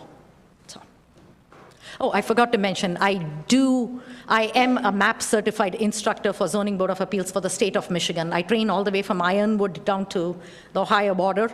Yes, my last Zoom training for MAP had 180 people on Zoom. Oh, it was something. It was complicated. Could I just ask you one more question? Yes, please. An applicant comes forward and you look at all the requirements, and it appears as if they meet all the requirements, but in the zoning ordinance, it talks about whether the project is compatible with the neighborhood, which is a requirement in the zoning ordinance. Mm-hmm. How much weight can you put on that? Can the Planning Commission say, you know, you met A, B, and C, but this is obviously incompatible with the thing, and turn it down? If it's a principal permitted use that meets all the requirements of the ordinance, you have to approve it. You thinking it is not compatible, compatibility is listed as one of the requirements of the ordinance. Yes, but it cannot be a basis. It's a subjective standard. A subjective standard cannot be the basis for denial of a principal permitted use. Then why do we even have it in the ordinance? It is, that is one of the places where we will have to revise our zoning ordinance to clarify what standards are applicable to principal permitted uses versus conditional land uses. Yeah, because I'm not interested in having a compatibility removed. I think it gives the Planning Commission the ability to fulfill the vision in the master plan and the zoning ordinance. That would be valid when you look at any conditional land use, rezoning, or those kind of aspects when they have the standard. But if it's, say, an industrial use in an industrial zone that met the setbacks, the architectural standards, landscaping, parking, you have to approve it You cannot say next door is a farm. It's a principal permitted use. You have to approve it. So maybe a clarification needs to be added that for principal permitted uses, subjective standards cannot be applied. So. Thank you. I think we're done. Thank you, Mr. Roman. Have a good night.